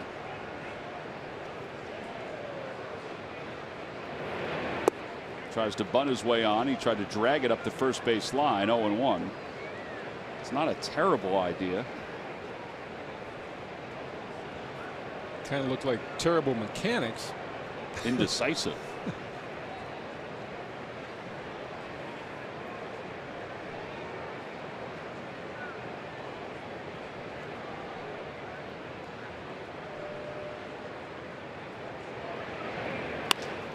Out to second base on one hop. Blanco has it. That's terrible base running. How about that one? I mean, terrible. Did he? You think he thought it was going to be caught? He had to see the angle. That's a break for the Phils. Definite break for the Phils. Well, before the first swing, make your picks for the T-Mobile Home Run Derby Bracket Challenge. With a little luck, you and 3 friends may be going to the 2017 World Series thanks to T-Mobile. Make your picks at MLB.com/bracket challenge. Well, I tell you, when you're leading off second base, you can see the trajectory of the ball, and you can tell off the bat whether it's going to be a line drive, head high line drive, and you just got to know any ball to your left, you're going to third base on, right? I would agree. If you get thrown out, you get thrown out. You did the right thing. You got to give the hitter credit. I mean, the hitter pulled the ball. There he is. Whoa. Oh, he. Yeah, I'll go back. Not as indecisive as you're going to see right there. That's.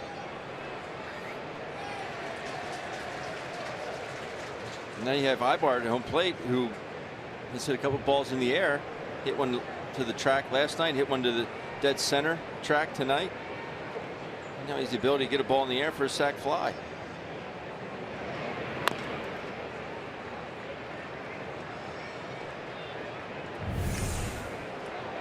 You can see how deep Andres is.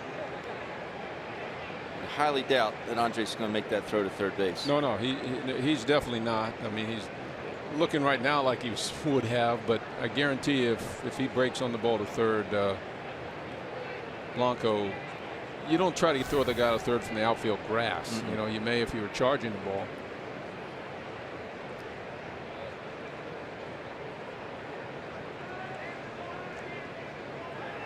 On the inside corner, it ran back for his 7th strikeout of the day. Great pitch. Pitch we talked about a few times in this game already. What a weapon. Take a look at our pitch cast presented by Mazda. Third pitch of the AB. Touches the inside corner. Two good things have happened with that pitch. Obviously, that would be away on a righty, but Aaron Nola has showed the ability to put it there consistently, and Mike Winters is calling it consistently. That's all you want to have your umpire. Asuaje struck out twice today. 1 ball and no strikes to him. It's very rare that Nola has fallen behind on that first pitch this afternoon.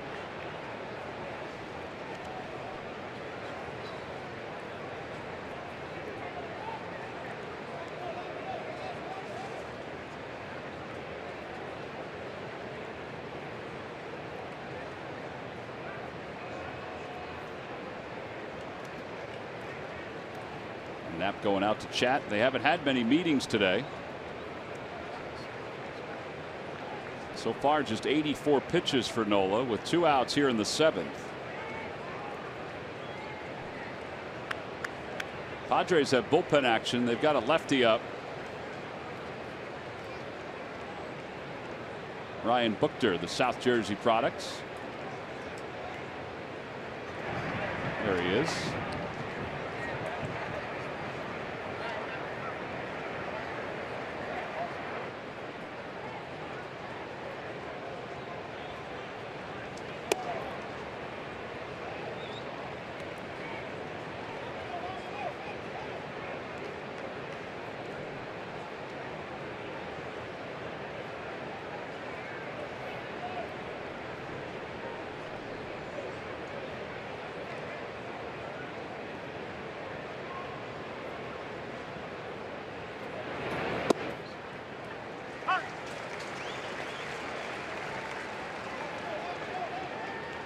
What do you think that talk about was? Change of signs, or do you want to go after this guy, or pitch around him and go after the right-hander? No, I think it was basically what he just want to keep doing what we're doing with him, or you want to change it up a little bit. What they've been doing with him is pretty good. Yeah. Fly ball right center field. Herrera's on the run. It's a long way. He's not going to get it. It's off the top of the Turkey Hill sign, and a run will score. It'll be a triple, and it's a 1-1 ball game. That is his first triple of the season. That ball really carried. I think Aswahe may have hurt his hand as he slid into the bag. Andy Green's coming out. The athletic trainer came out as well. That's that inside pitch right on the inside corner that he got a swing at. Guys have been taking it in this game.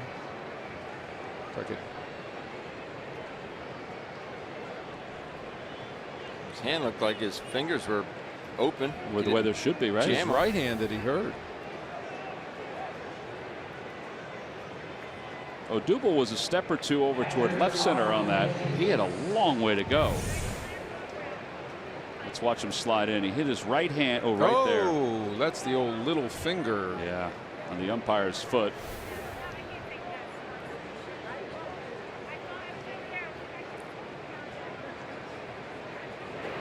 Breaking ball. All right, so now if you're Nola, as well as you've pitched, you try to buckle down to get Hedges, but realizing that you're going to have a pinch hitter to deal with next. That was the first career triple for Aswahe. Curve ball, 0-2.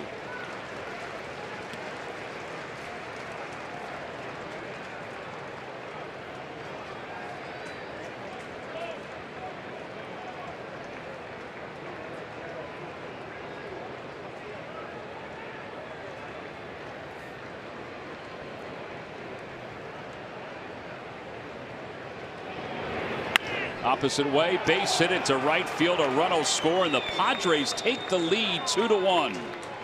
A little flick of the wrist for Austin Hedges. Wow. All this began with that spinning double by Renfroe down the first base line. Well, you're right. Two nasty curveballs and a fastball on the outside corner, almost like a waste pitch. And that is good hitting. You got to give the hitter credit. He just pokes it into right field with that man on third and 2 outs. Wow, the complexion of this baby changed. Well, and they're going to keep Chassin in now that they have a lead. I definitely would. You're right, Tom. That what do you call that thing? It was a foul ball squibber over the first base bag that hits the chalk line. If you're the Padres, you call it a thing of beauty. Boy, that is frustrating. Only 4 hits now for the Padres, but they lead it 2-1. Swing and a miss, 0-1. I guess if you're a pitcher, you look at it, although Aaron Nola might look at it differently now because he's losing this ball game. But you look at it as a pitcher like, I made a really good pitch. The guy just obviously just squibbed one out there. Look at it the same way as a hitter. If you hit a bullet to someone, well, I did my job. I hit the ball hard. Fortunately, I didn't get a hit out of it. Yeah, probably the worst pitch that he threw in this entire inning was the triple. But it wasn't a bad pitch because he's thrown it most of the day. There was just an adjustment that was made by the hitter.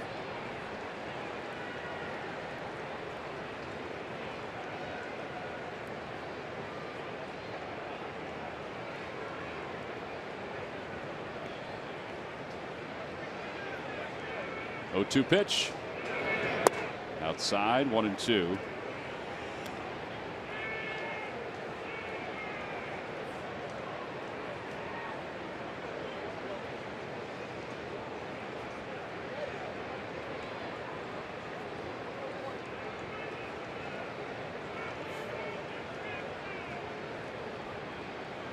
Swing and a miss. The inning is over, but the damage is done. As far as the Padres are concerned, they scored 2 runs in the inning on 3 base hits. It's time to stretch, and the Phils need some offense. Down by 1.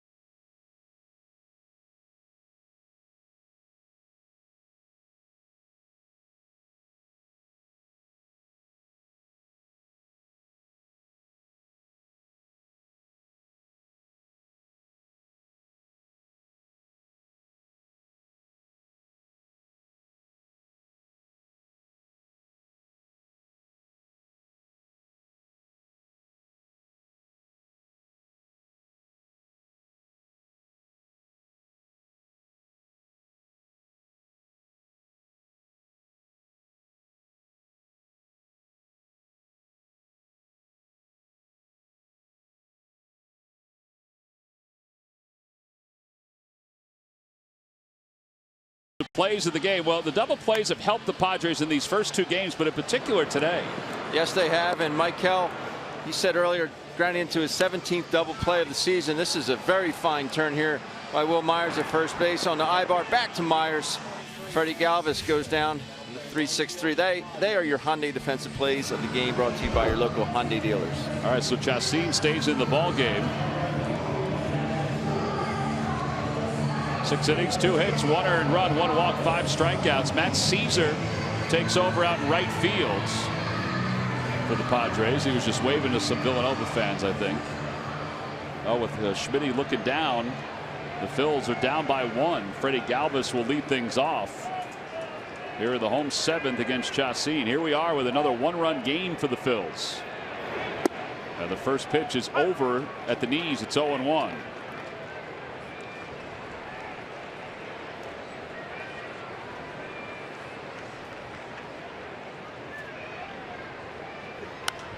And 2. And now our attention kind of turns. I mean, this has been a heck of a pitcher's duel for both of these guys, but look at what Chassin has done through 6 innings. You know, we were talking about how great Nola has been today, and he really has. Chassin, maybe not with the strikeouts as much. He has 5, but with the ground ball outs, he has 12 ground outs through 6 innings.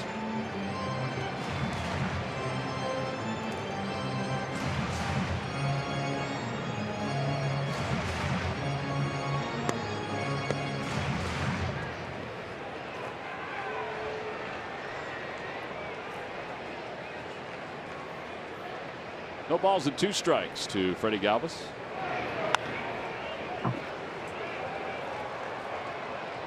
Boy, if Murph was down in that spot, that would have taken his head off.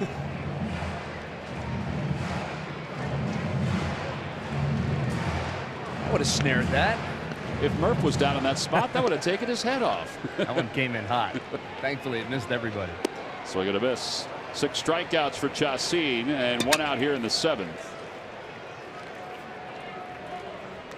Markelle Fultz and the Sixers are just getting started. Break down all the action from the NBA Summer League with CSN Podcasts. Subscribe now on Apple or Google Play. CSN Podcasts, all Philly, all the time.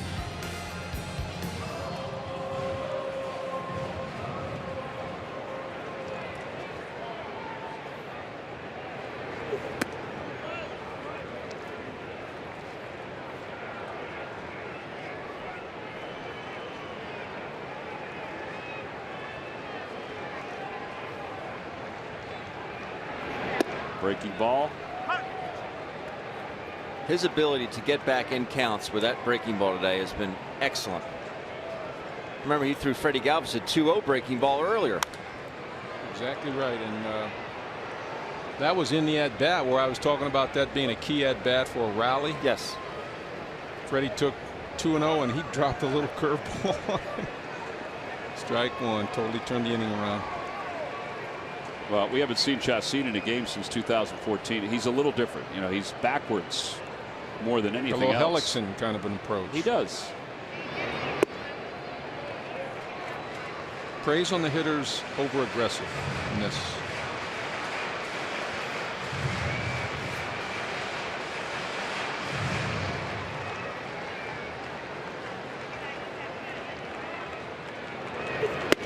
Three and two.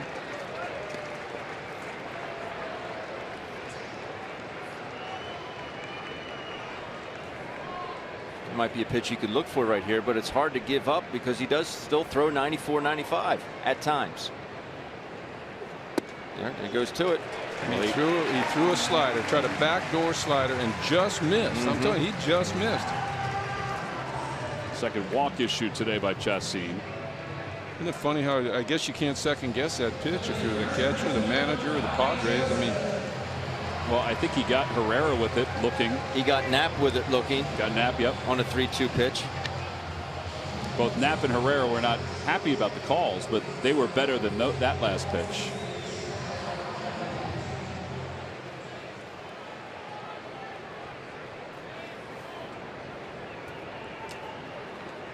Tommy Joseph is 0 for 1.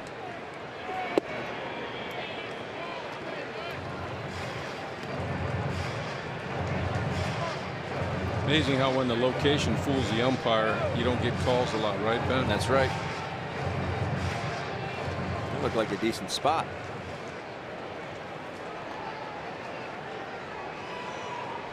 Here's the behind in the count breaking ball. There it is. Pulled toward third. Past Spangenberg down the left field line. Williams can speed. He's on his way to third. Nobody's covering second. So Joseph pulls in there. Second and third. One man down. I'll tell you, that was an important play, too. You spotted that.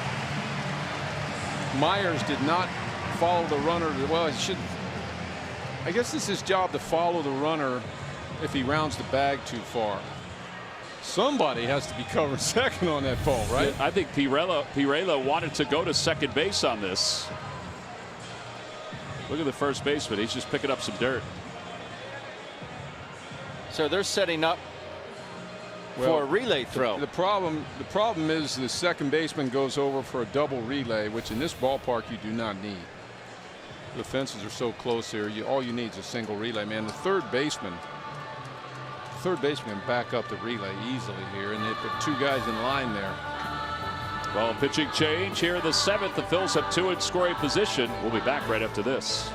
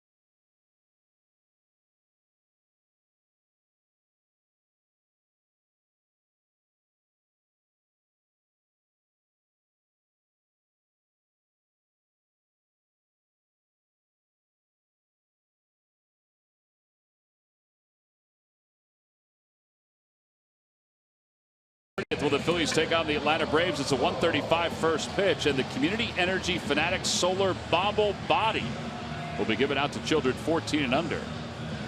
There it is. That's a beauty. Looks like it would be in the middle of a clock. You keep that Fanatic in the sun or with little light, a thing's going to keep on moving. There's Mike peeking in on a conversation with Boa and Steve Carlton. Is that how it used to be? Keep going, Steve. Don't, go easy on him, Steve. I know he's a bit of a pest. Here's Kirby Yates, 2-1 with an ERA of 1.98. This is bobblehead day. Do you know who else is having a bobblehead day today? And you wouldn't know. I wouldn't know, but I just got a text from the great Von Hayes. Oh. Who was speaking with Tim McCarver, who's having a big head bobblehead night tonight in St. Louis. A big head bobblehead. That's like the old school ones. Ben, you got any famous people who got texting you about other famous people bobbles? No. Just Little Joe. Here's Maikel Franco with runners on second and third. He homered his last time up. Corners are up. And a pitch fouled back. And it's 0-1. There's your home run swing. That's yeah, what it gets you. Yeah, why pitch to Maikel Franco in this at bat right here? Why? He's feeling good about himself. He just hit one 450 feet. You talked about open. And you talked about body language. You can see it in his body language. Yeah, sure too. you can. What's the deal? You gonna throw some balls in the dirt here and hope he swings at him? Risk the run scoring? I don't know why Chacin came out of the game. 82 pitches. You're 100% right. He didn't look too mad. No. They're my runs out there. If I'm Chacin, I'm thinking, I've thrown 82 pitches. I've pitched my tail off today, and they're my runners out there. He's shaking his head like, I don't know what he's. I wouldn't let him take me out of the game. No, I mean, I cannot understand pitching to him right now, even though he does have some holes, some vulnerability. 1 ball and 1 strike. And 1-2. 95 on that pitch from Yates. The ball was supposed to be inside. Yeah, it was fortuitous for the pitcher because the inside fastball, if it gets into his swing path. He'll hurt you in this at bat right now if you make a mistake, and by that I mean if it's not high 95 or slider in the dirt, he will hurt you.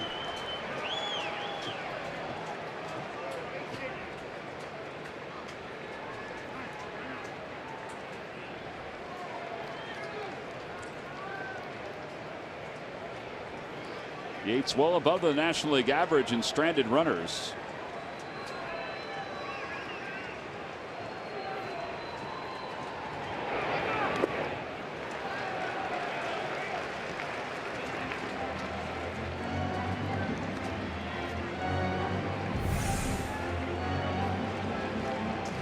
Just spikes that.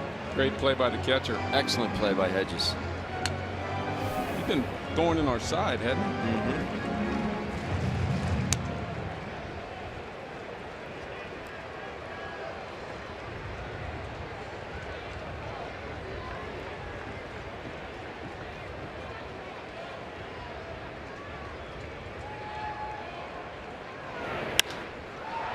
Out to shallow left field. Backing up on it is Ibar, the shortstop.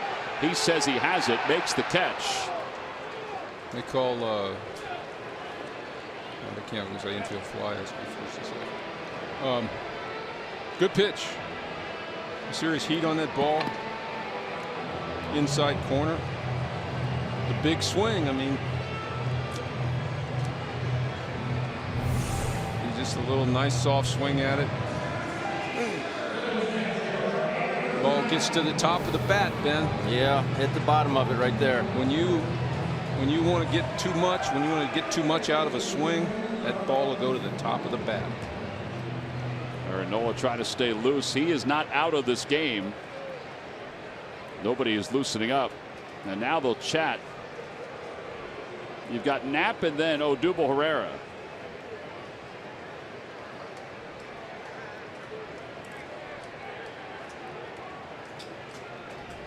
It's an interesting way to look at it. When you get big or long, the ball does find the top of the bat. Think about it, yeah. Never heard it explained like that.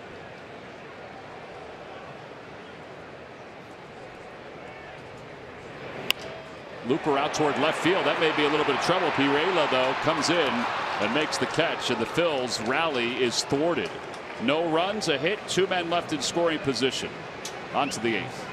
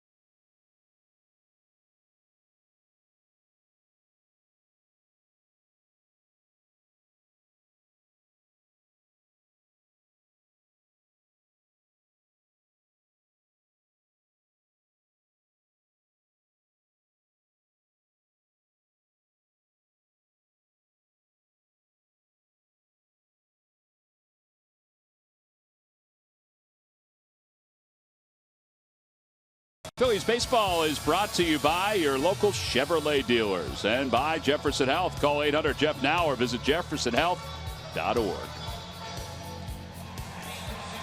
Top of the 8th inning, Padres 2, Phillies 1.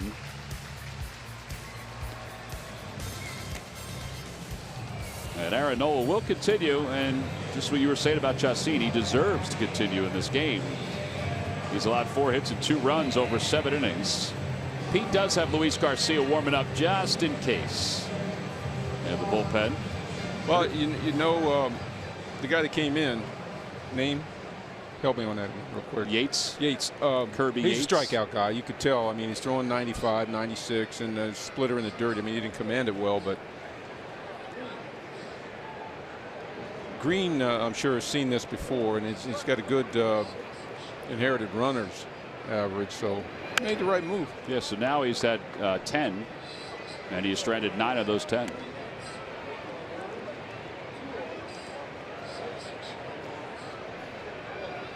No balls in 1 strike. Chacin, more of a contact pitcher. You know, just a little contact is dangerous in that situation.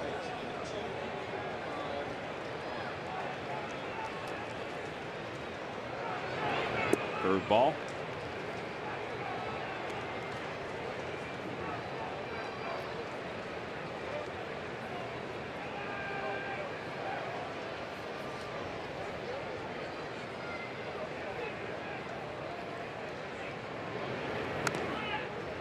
Boy, he still has good run on that fastball.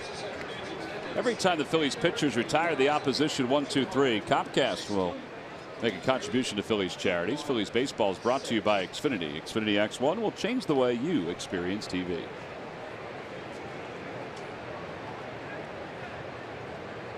Like 33,216 got your bobblehead today. Curveball. Ooh, man. That looked like a good pitch.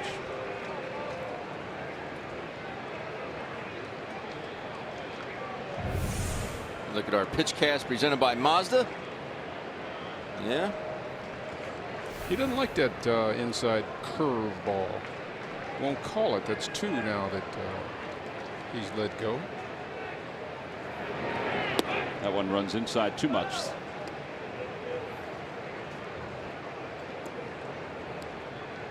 Question totally off the subject of baseball. Do fireworks start before dark? Well, they want to wait until. What if this game ends within the next half hour or 40 minutes? We are done with fireworks. No, not us. Oh, just in general? Yeah. What do the fans do? Well, they can go out to dinner. You and Ben could go out there and do a Q&A. 3-2 to Will Myers.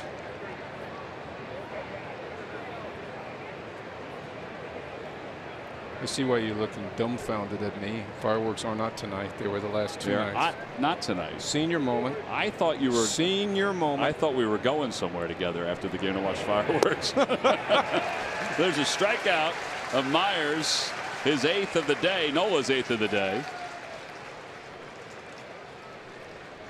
Well, Murph, you going to see fireworks tonight, buddy? I don't know. Maybe I will. I'm sure there's somewhere having fireworks in the Delaware Valley tonight, I would think. Beautiful night. You know, we've been talking about 1983 all weekend. We'll continue to do so tomorrow. But I told you last night that a postage stamp was 21 cents. How things have changed in Major League Baseball as well. You look back at Major League Baseball salaries of the team, the 1983 Phillies team. 11 years into a Hall of Fame career, Mike on top in the salary, but only 2 guys making more than $1 million on that roster. A team that went to the World Series in 1983. Now you think about the amount of money that the players are making nowadays. It really is remarkable how things have changed, even in Major League Baseball, when it comes to salaries. It is remarkable. I mean, does Murph know that's none of his business? You know what, Mike? It's funny you say that, because I said before I did that, no, this is really none of my business. 0-2 pitches, tap foul. The internet is a wonderful place. No balls and 2 strikes. It is remarkable, though, that Tug McGraw was making $375,000. I guess he was at the end of his career at that point. Trust me, we thought it was a lot of money. I'm sure. Well, I think we would think it's a lot of money, too. Check swing. I think that 21-cent postage stamp is a lot of money, quite frankly. So, just to kind of put it in perspective, James Harden got a $228 million extension today for 4 years for the Houston Rockets. Told you should have worked on that jump shot, Michael. Huh? $228 million for 4 years, an extension to James Harden. 52 a year. It's yeah. Huh? Yeah, more like 55. Yeah, it's more like it's part of the extension, goes on top of what he has now, but it's still $228 million. 55 a year. Fly ball right field. Nick Williams. Well, he only gets to keep half of that. That's exactly right.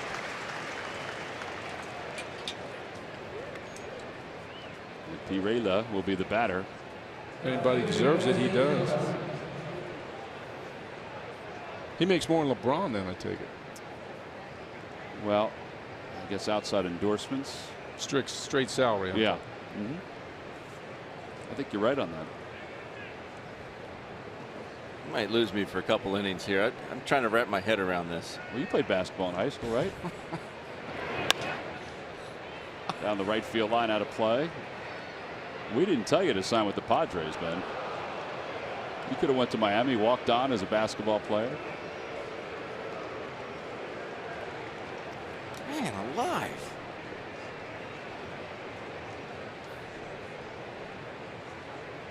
Well, the only difference is private air travel. and for you, me. Bouncer foul. Yeah. Andy Ray ball. That's right. Pickett. We got a man there. Here we go, Andy.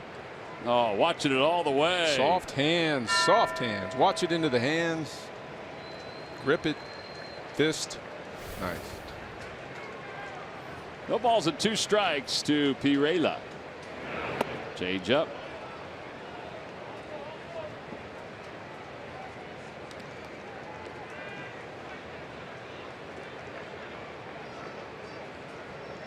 You might have to buy something to go with that pickup. You know, a little toy car of some kind, Ferrari. Yeah, to put in the back of the pickup. Yeah, like 30 of them. Fly ball center field. Odubel Herrera will come running in, makes the catch. A 1-2-3 8th inning. Well, it's been a very strong day for Aaron Nola. He's allowed 2 runs over 8. Now let's see if his offense can get him back on the winning ways.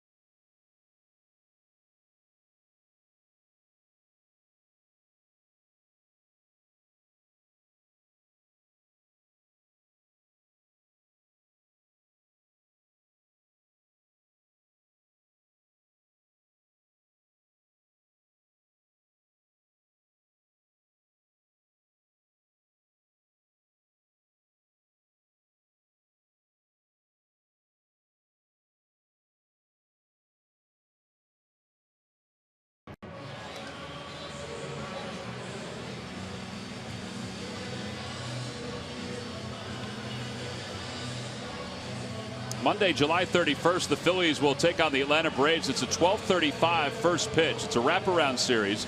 And the Nemours Kids Run the Bases will take place after the game for children 14 and under. They're all invited to come out and run the bases here at Citizens Bank Park. Go to Phillies.com for more information. Yeah, the place looks packed today for the most part for Mike's Bobble figurine.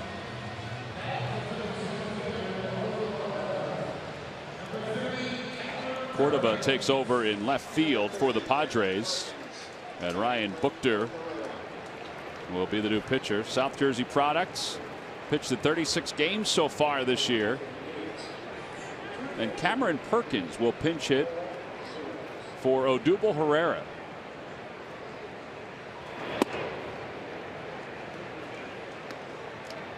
Odubel today is 0 for 2 with a strikeout and a flyout, but this is just a feel for a matchup, righty on lefty.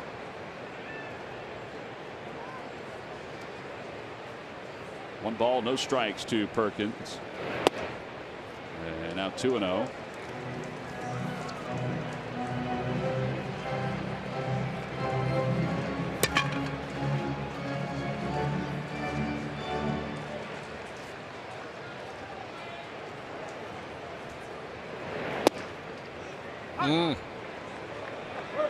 That was borderline. Yeah, Perkins didn't think so.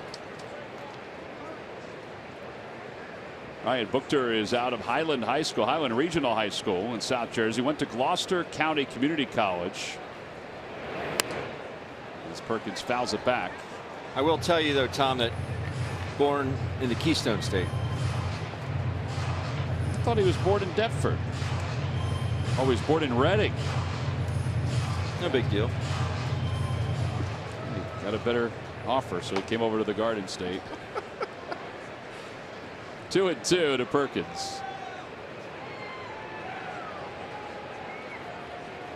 Swing and a miss.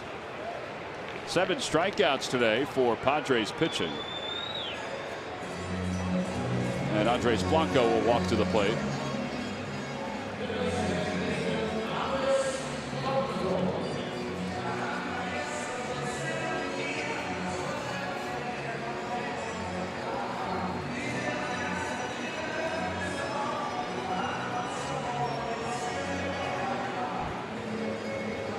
Andres Blanco. Pete's got Aaron Altair, who will be up next as Blanco fouls it up the third base line. Out of Andy Rabel's reach this time.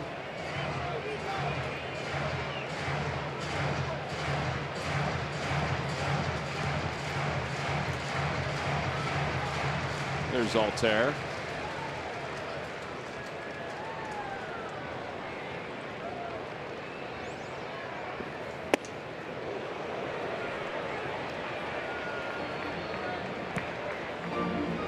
Larry Bullock told me an interesting thing today. He said back when we played, they used a gun, and the miles per hour was taken off the ball crossing the plate. That is right. Yep. And now it's as it leaves the pitcher's hand, correct? Yeah, that's what he said. I mean, I thought that was pretty interesting. I didn't know that. I think it's different technology now than then. But yeah, that is exactly the way it was. I was thinking about that. Is this guy's 293 there? Man, it got on the hitter quick.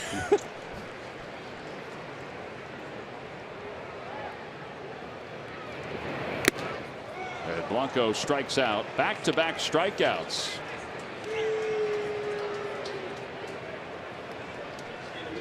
Did you notice Blanco right there have a little trouble with his grip on the bat and take his hand off the bat? His bottom hand off too. Watch this. See, look at that bottom hand. It has to play with your concentration a little bit. That's something.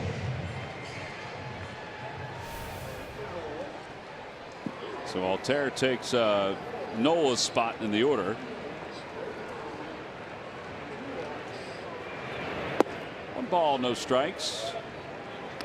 Aaron Nola today, 8 innings, 4 hits, 2 walks and 9 strikeouts. You know, he's pitched really well over his last 3 starts. 3-0 coming in with a 1.27 ERA. This is one of his more complete starts. Out of the 4, this is probably the most complete. It's unfortunate that he's trailing by 1. The fastball command has been there, though. I mean, it has just been something. He's not a strikeout pitcher, but this is 4 straight starts with 8 strikeouts or more.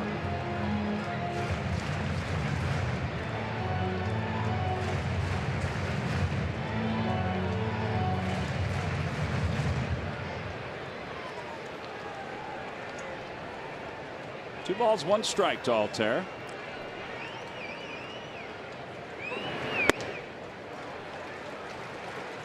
I think that those numbers have jumped up, Tom, because of the addition of this changeup. It just puts more doubt in the hitter's mind, and what it does is it makes the fastball faster, and it makes the breaking ball sharper. Because all of a sudden you have that third pitch to worry about, to think about.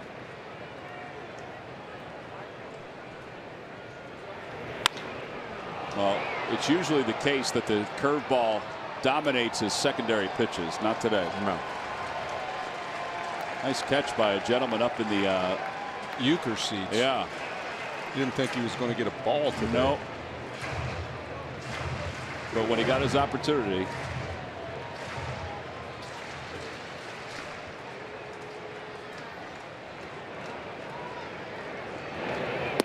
Ball 4. So Altair draws a walk. Boy, how about a little magic right here by Daniel Nava, huh? I know a guy that can score on a ball in the gap. Nava will go up right-handed.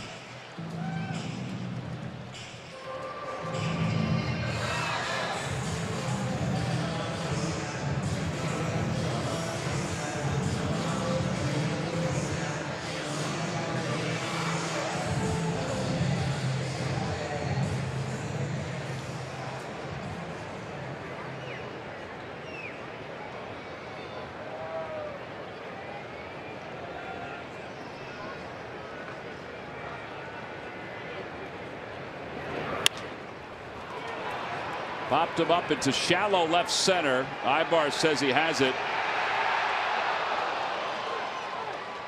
but he didn't catch it. But the inning is over. He wants a high five from his buddy, and he's not giving it to him. Oh, he did catch it. Boy, I thought the taller of the two. That was close. Made the grab. No runs, no hits, and 1 man left. He's calling it all the way. And he had it all the way.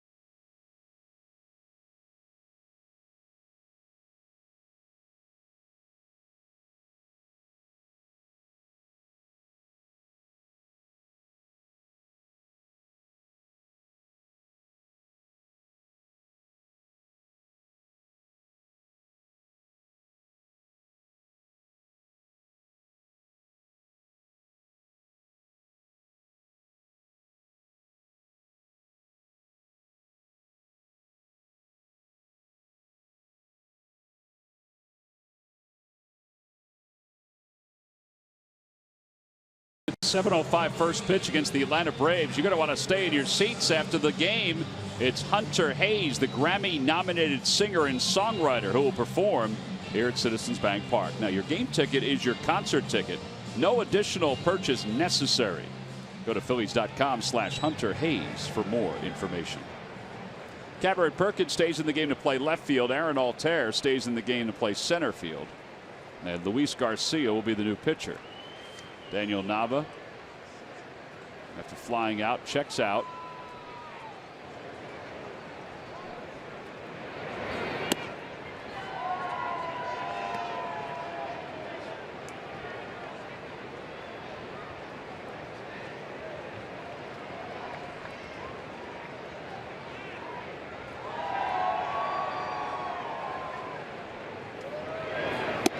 Caesar swings through the next pitch. It's 1 ball, 1 strike.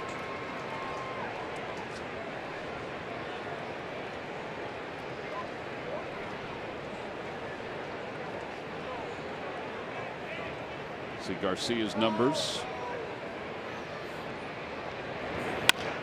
Back towards shortstop. Galvis with a nice hop.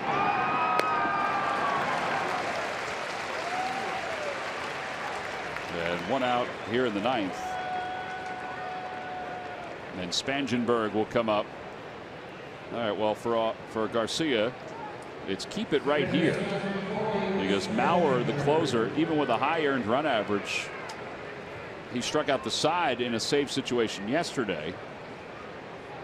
So you hope that you can keep it at a 1-run game and make it a little more manageable in the bottom of the 9th inning when you have Galvis, Williams, and Joseph, the scheduled hitters for the Phillies.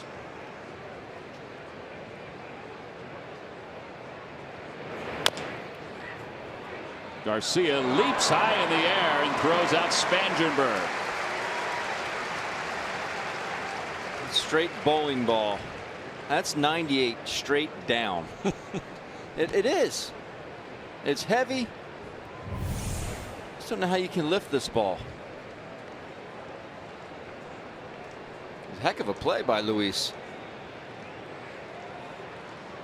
Who says pitchers aren't athletes? Well, you do. Oh, wait. Yeah. Eric Ibar is coming up.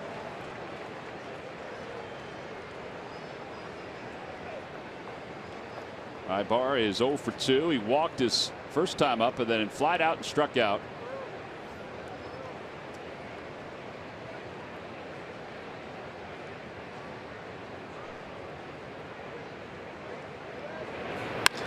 That one's hit well out to right center field. Williams on the run, and he won't get there. It's off the base of the scoreboard.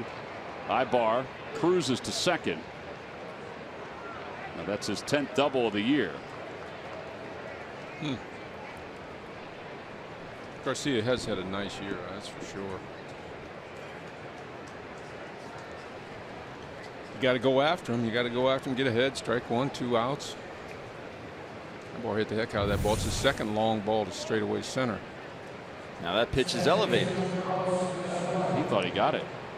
Just want to sit there and admire it for a second, Tom.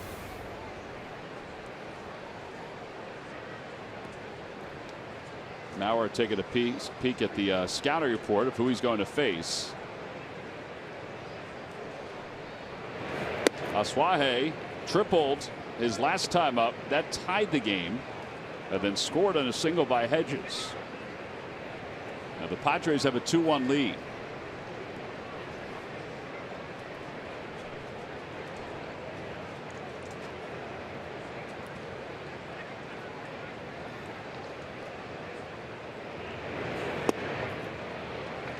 One ball, one strike.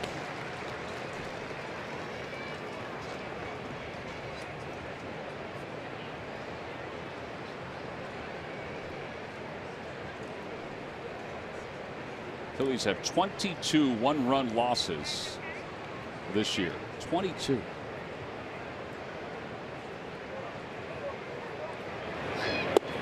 One and two.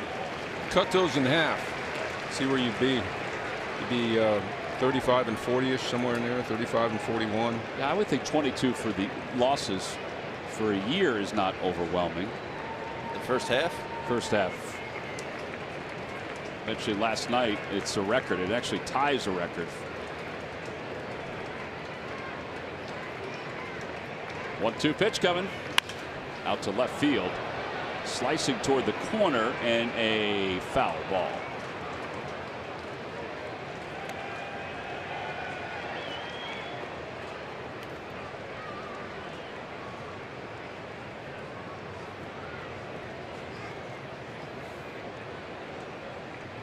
Can't put my finger on it. People ask me that all the time. Why? You know, 22 one-run losses. It's a combination of a lot of things. Inability to rally, not enough walks. Runners in scoring position average over the last 8 games is tightly under 200. I mean, has not been good. Even number of guys in scoring position has not been high. There was the one game against the Pirates, but beyond that, it hasn't been overwhelming.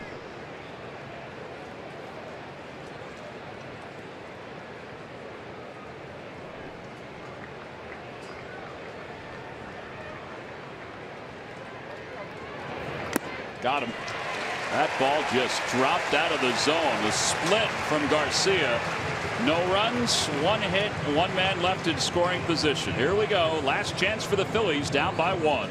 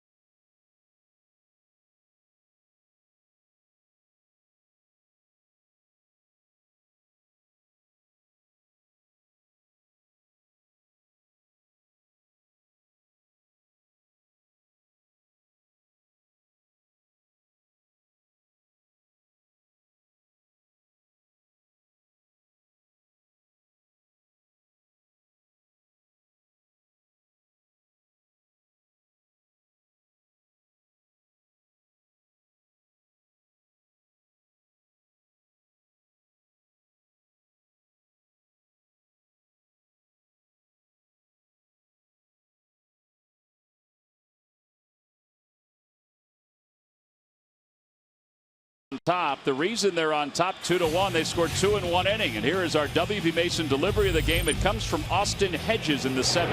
Yeah, an 0-2 pitch. Not a bad pitch. He just flicks his wrist at it. That scores Aswahe from third with 2 outs.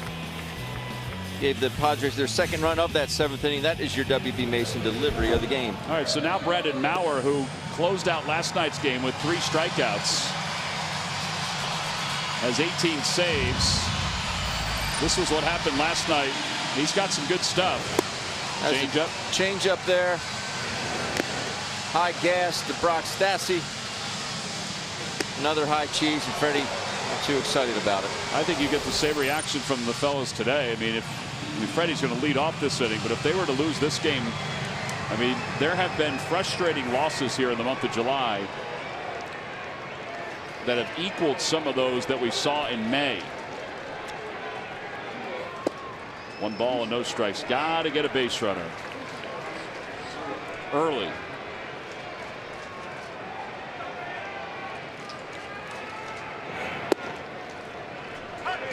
And it's difficult for the offense because you realize how great a job that Aaron Nola did. He gave you 8 strong innings, 2 runs, pitched his tail off.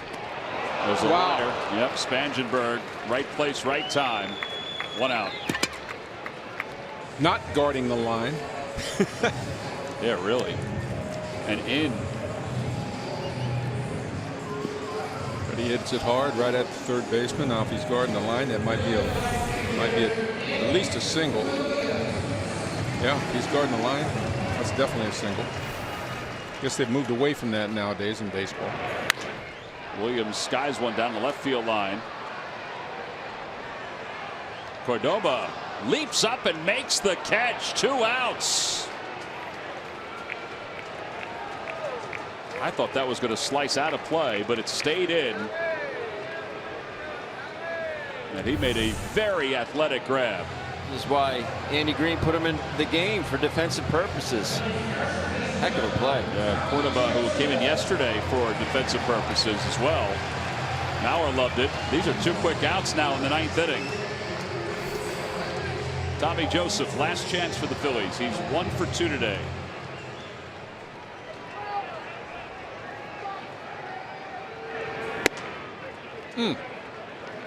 Runs a bit high. That's high, huh? That's a little high.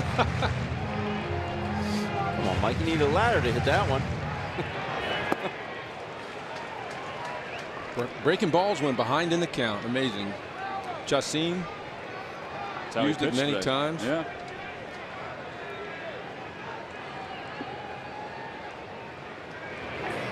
Whoa. 1 and 2. Pitch to hit right there. 99 miles an hour.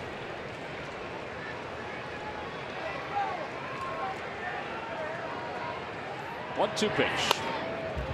And I'm telling you, I would not mess with that fastball if I had that splitter. With a home run tying the game up.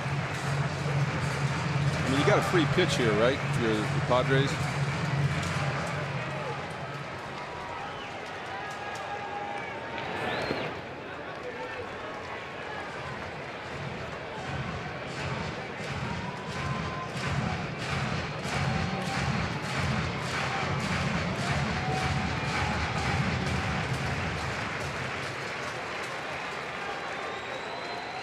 Two pitch to Tommy Joseph, and he lines it toward left center field. That's in for a base hit. Margot was playing no double, so he's able to cut it off easily. It's a single for Tommy Joseph. He's 2 for 3 today, and he keeps the engine alive. Ty Kelly's coming up. He's going to pinch run for Tommy. The exit velo on that single. Man alive. That ball was hit. Fastball. Wish he'd have got it up. Still be going. But how about that short swing, Michael? That's why he's getting his hits. Taking his walks. Rocco is accounted for the only run with a home run.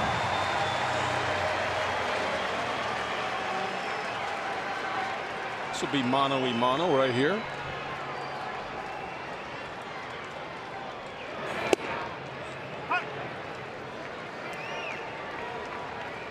Good spot by Mauer with that fastball.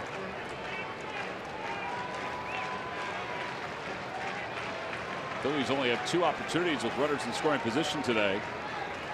Hitless in those 2 spots. In the dirt, 1-1. Good take right there. Juan Samuel throwing out a few signs for Ty Kelly. He also reminded him how deep the outfielders are. Andrew Knapp on deck. Boy, they are deep, aren't they? Particularly Caesar in right field. A spinner back towards shortstop. Ibar has it, flips to second, and it's another one-run loss for the Phillies. They lose it 2-1 to the Padres, who have taken the first 2 games of the series, and the Phils have now lost 5 consecutive ball games. Phillies now with 23 one-run losses. It's officially a new club record before the All-Star break. They tied it last night. Tied the 1994 record of 22. And now with 23. Chevrolet Player of the Game is part of that reason. We were talking so much about Aaron Nola, but how about Jhoulys Chacín and what he did here today? He was just awesome. Kept the ball on the ground. Literally made one mistake, and that was to Maikel Franco. He took him out on a hanging breaking ball. But everything was down, able to throw that breaking ball behind in counts, able to even up counts with that hook, with the slider, with the changeup. Also had good sink, induced a couple ground balls. Good play here by Will Myers on the 3-6-3 double play. Good changeup there. Jhoulys Chacín is your player of the game presented by Chevrolet. Well, it's a tough loss for Aaron Nola, who pitched so well over 8 innings. Phillies lose it 2-1. We'll wrap it up when we get back to Philly.